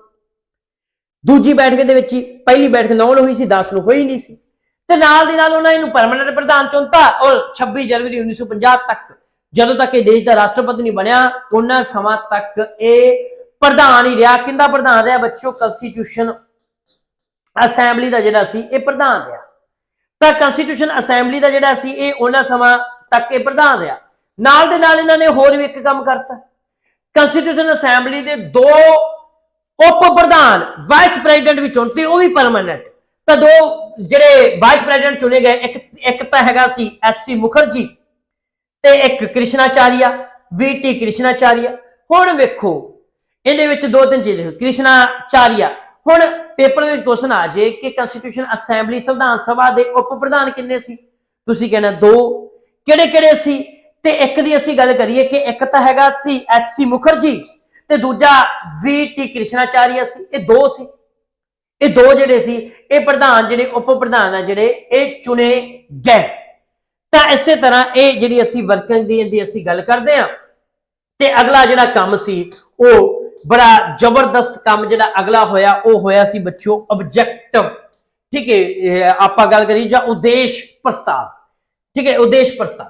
ਹੁਣ ਦੇਸ਼ ਪ੍ਰਸਤਾਵ ਜਿਹੜਾ ਜਿਹਨੂੰ ਤੁਸੀਂ ਅੱਜ ਕੱਲ ਪ੍ਰੈਂਬਲ ਦੇ ਨਾਂ ਨਾਲ ਵੀ ਜਾਣਦੇ ਹੋ, ਦੇਸ਼ ਪ੍ਰਸਤਾਵ ਜਿਹੜਾ ਸੀ ਇਹ ਦੂਜਾ ਵੱਡਾ ਕੰਮ ਜਿਹੜਾ ਸੀ ਇਹ ਕੀਤਾ ਗਿਆ। ਇਹ 11 ਦਸੰਬਰ ਤੋਂ ਅੱਗੇ ਜਾਂਦੇ ਹੋਏ 13 ਦਸੰਬਰ 1946 ਨੂੰ ਪੰਡਿਤ ਜਵਾਹਰ ਲਾਲ ਨਹਿਰੂ ਦੁਆਰਾ ਅਸੈਂਬਲੀ ਵਿੱਚ ਇਤਿਹਾਸਿਕ ਉਦੇਸ਼ ਸੰਕਲਪ ਨੂੰ ਜਿਹੜਾ ਸੀ ਉਹ ਪੇਸ਼ ਕੀਤਾ ਗਿਆ। ਹੁਣ ਪੇਪਰ ਦੇ ਵਿੱਚ ਇੱਕ ਕੁਐਸਚਨ ਜਿਹੜਾ ਸੀ ਫਿਰ ਬਣ ਕੇ ਨਿਕਲ ਆਇਆ। ਉਹ ਮੇਰੇ ਪਿਆਰੇ ਬੱਚਿਓ ਕੀ ਬਣ ਕੇ ਨਿਕਲਿਆ ਕਿ ਜਿਹੜਾ ਉਦੇਸ਼ ਪ੍ਰਸਤਾਵ ਆ ਇਹ ਕਿੱਥੇ ਪੇਸ਼ ਕੀਤਾ ਗਿਆ? ਇਹ ਸੰਵਿਧਾਨ ਸਭਾ 'ਚ ਪੇਸ਼ ਕੀਤਾ ਗਿਆ, ਜਿਹਨੂੰ ਤੁਸੀਂ ਅੱਜ ਕੱਲ ਪ੍ਰੈਂਬਲ ਜਾਂ ਪ੍ਰਸਤਾਵਨਾ ਦੇ ਨਾਂ ਨਾਲ ਵੀ ਜਾਣਦੇ ਹੋ। ਇਹ ਪੇਸ਼ ਕਿਹਨੇ ਕੀਤਾ ਸੀ? ਇਹ ਪੇਸ਼ ਕੀਤਾ ਸੀ ਪੰਡਿਤ ਜਵਾਹਰ ਲਾਲ ਨਹਿਰੂ ਨੇ। ਤੇ ਪੰਡਿਤ ਜਵਾਹਰ ਲਾਲ ਨਹਿਰੂ ਨੇ ਕਦੋਂ ਕੀਤਾ ਸੀ? ਤਾਂ ਕੀਤਾ ਸੀ 13 ਦਸੰਬਰ 1946 ਨੂੰ। ਤੇ ਅਗਲਾ ਸਵਾਲ ਇਹਦੇ ਨਾਲ ਹੀ ਨਾਲ ਇਹ ਪਾਸ ਕਦੋਂ ਹੋਇਆ ਸੀ? ਤੇ ਇਹ ਬੱਚਿਓ ਪਾਸ ਹੋਇਆ ਸੀ 22 ਜਨਵਰੀ 1946 ਦੀ ਗੱਲ ਆ। ਤੇ 1947 ਦੇ ਵਿੱਚ ਜਿਹੜਾ ਸੀ ਇਹ ਜਿਹੜਾ ਹੈ ਇਹ ਪਾਸ ਹੋਇਆ ਸੀ। ਹੁਣ ਵੇਖੋ ਤੁਸੀਂ ਤੁਹਾਡੇ ਸਾਹਮਣੇ ਆ ਲక్ష్ਮੀਕਾਂਤ ਪਈ ਹੈ। ਇਹਦੇ ਵਿੱਚ ਇੱਕ ਛੋਟੀ ਜੀ ਉਹਨਾਂ ਨੇ ਜਿਹੜੀ ਲక్ష్ਮੀਕਾਂਤ ਦੀ ਮਿਸਟੇਕ ਹੈ ਤੁਹਾਨੂੰ ਦਿਸ ਰਹੀ ਹੋਊਗੀ। ਕੈਮਰਾ ਥੋੜਾ ਜਿਹਾ ਇਹ ਸਸਤਾ ਸਾਡੇ ਕੋਲ, ਵੈਸੇ ਤੁਹਾਡੀ ਸਹਾਇਤਾ ਦੇ ਨਾਲ ਬਹੁਤ ਜਲਦ ਅਸੀਂ ਚੰਗਾ ਵੀ ਲੈ ਲਾਂਗੇ। ਹੁਣ ਇਹਦੇ ਵਿੱਚ ਇੱਕ ਚੀਜ਼ ਲਿਖਤੀ ਇਹਨਾਂ ਨੇ 22 ਜਨਵਰੀ 1946 ਲਿਖਿਆ ਹੈ। ਠੀਕ ਹੈ, ਹੁਣ ਤੁਸੀਂ ਵੇਖੋ ਕੋਈ ਚੀਜ਼ 13 ਦਸੰਬਰ 1946 ਨੂੰ ਪੇਸ਼ ਹੋਈ, ਇਹ ਚੀਜ਼ 22 ਜਨਵਰੀ 1946 ਚ ਕੰਪਲੀਟ ਹੋ ਸਕਦੀ ਹੈ? ਨਹੀਂ ਹੋ ਸਕਦੀ ਨਾ। ਇੰਨੀ ਕੋਈ ਚੀਜ਼ ਤਾਂ ਆਪਾਂ ਵੀ ਅੰਡਰਸਟੈਂਡ ਕਰਦੇ ਆ। ਤਾਂ ਫਿਰ ਇਹ ਜਾ ਕੇ ਕਿੱਥੇ ਜਾਂਦੀ ਆ? ਇਹ ਜਾਂਦੀ ਆ 22 ਜਨਵਰੀ 1947 ਦੇ ਵਿੱਚ, ਇੱਕ ਸਾਲ ਅਗਾਂਹ ਗਈ। ਉੱਥੇ ਜਿਹੜਾ ਸੀ ਉਦੇਸ਼ ਪ੍ਰਸਤਾਵ ਆ ਜਿਹੜਾ ਉਹ ਪਾਸ ਕਰਤਾ। ਵੈਸੇ ਮੈਂ ਪ੍ਰੈਂਬਲ ਨੂੰ ਬਹੁਤ ਪਿਆਰੇ ਤਰੀਕੇ ਨਾਲ YouTube ਦੇ ਉੱਤੇ ਪਹਿਲਾਂ ਜਿਹੜਾ ਹੈ ਉਹ ਪੜ੍ਹਾ ਚੁੱਕਿਆ। ਤਾਂ ਇਹਦੇ ਜਿਹੜਾ ਉਦੇਸ਼ ਪ੍ਰਸਤਾਵ ਹੈਗਾ ਜਿਹਨੂੰ ਤੁਸੀਂ ਪ੍ਰੈਂਬਲ ਵੀ ਕਹਿੰਦੇ ਹੋ, ਤਾਂ ਇਹਦੇ ਵਿੱਚ ਮੁੱਖ ਤੌਰ ਤੇ ਕੀ ਗੱਲਾਂ ਲਿਖੀਆਂ ਗਈਆਂ ਸੀ? ਮੁੱਖ ਤੌਰ ਤੇ ਲਿਖੀਆਂ ਗਈਆਂ ਜਿਹੜਾ ਸੰਵਿਧਾਨ ਸਭਾ ਹੈ, ਕਨਸਟੀਟਿਊਸ਼ਨ ਅਸੈਂਬਲੀ ਆ, ਇਹਨੂੰ ਭਾਰਤ ਸੁਤੰਤਰ ਪ੍ਰਭੂ ਸੰਪੰਨ ਰਾਜ ਗਣਰਾਜ ਵਜੋਂ ਘੋਸ਼ਿਤ ਕਰਨ ਅਤੇ ਭਵਿੱਖ ਦੇ ਸ਼ਾਸਨ ਲਈ ਇੱਕ ਸੰਵਿਧਾਨ ਬਣਾਉਣ ਲਈ ਆਪਣੇ ਦ੍ਰਿੜ ਅਤੇ ਗੰਭੀਰ ਸੰਕਲਪ ਦਾ ਐਲਾਨ ਕਰਦਾ ਹੈ। ਇਹਦੇ ਵਿੱਚ ਗੱਲ ਕੀ ਕਹੀ ਗਈ? ਇਹ ਪ੍ਰਸਤਾਵ ਜਿਹੜਾ ਪੇਸ਼ ਕੀਤਾ ਪੰਡਿਤ ਜਵਾਹਰ ਲਾਲ ਨਹਿਰੂ ਨੇ 13 ਦਸੰਬਰ 1946 ਵਿੱਚ, ਇਹਦੇ ਵਿੱਚ ਕਹਿ ਦਿੱਤਾ ਗਿਆ ਕਿ ਅਸੀਂ ਭਾਰਤ ਲਈ ਇੱਕ ਸੁਤੰਤਰ ਇੰਡੀਪੈਂਡੈਂਟ ਸੋਵਰਨਟੀ ਰਿਪਬਲਿਕ ਸਟੇਟ ਦਾ ਕਨਸਟੀਟਿਊਸ਼ਨ ਬਣਾਉਣ ਦਾ ਇੱਕ ਸੰਕਲਪ ਲੈਂਦੇ ਆ। कि जिहड़ी स्टेट रहूगी रिपब्लिक रहूगी कि साडे देश का जिहड़ा मुखिया होगा वो लोगों द्वारा चुनिया जाऊगा तो साडा देश एक सॉवरेटी स्वतंत्र सॉवरेटी नाल रहूगा, किसी का गुलाम देश नहीं रहूगा। यह संकल्प बच्चों लिया गया।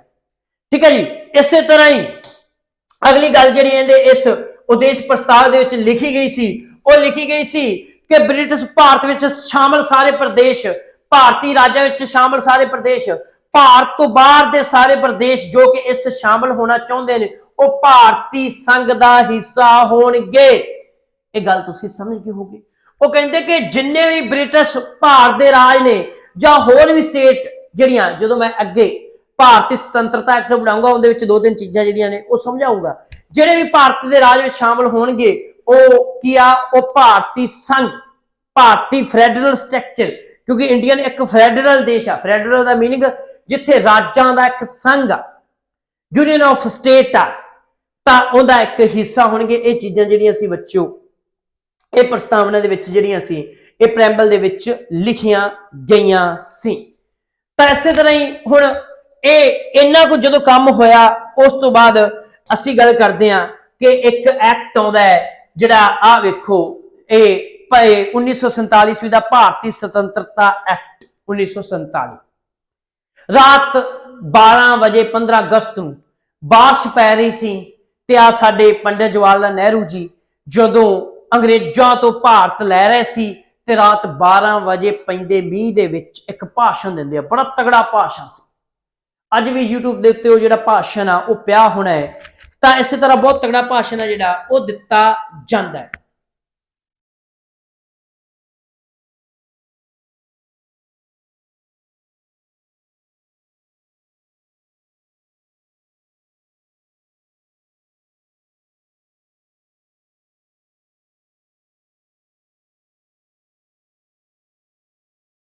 इस तरह अपना प्यारे विद्यार्थियों क्लास में असी डिटेल दे पढ़ना है, लक्ष्मीकांत असी पढ़ रहे हैं। तो अगला जो पार्ट आ असी जे गल करिए 1947 एक्ट जो भारतीय संविधान अधिनियम, इस तो बाद असी अगे जी जिन्ना भी मेकिंग ऑफ कॉन्स्टिट्यूशन चैप्टर के भाग रह जाऊगा वो असी अगली क्लास के पढ़ांगे। तो इस तरह मैं बार बार कहूँगा कि जेडे बच्चों को ये क्लासेस हैल्पफुल लगन तो स्टेटस लाउन, वो बच्चे स्टेटस लाउन। मैं तो वैसे तो मैं कहूँगा कि बहुत सारे स्टूडेंट मान लो जिवें असीं गल करते हैं कि 150-200 स्टूडेंट साडा पेड आ, 150-200 स्टूडेंट साडा ऑफलाइन आ, वो तो जानते हैं जिन्होंने जिंदगी च नाम भी नछत्तर सिंह का पहली बार सुनिया या शक्ल ही पहली बार वेखी है, जो उन्होंने क्लास सोहनी लगती हुई तो वह भी जरूर शेयर करन। तो इस तरह इस क्वालिटी का कंटेंट आ जिहड़ा वो तुहाडे सामने जिहड़ा है वो लिआंदा जा सके।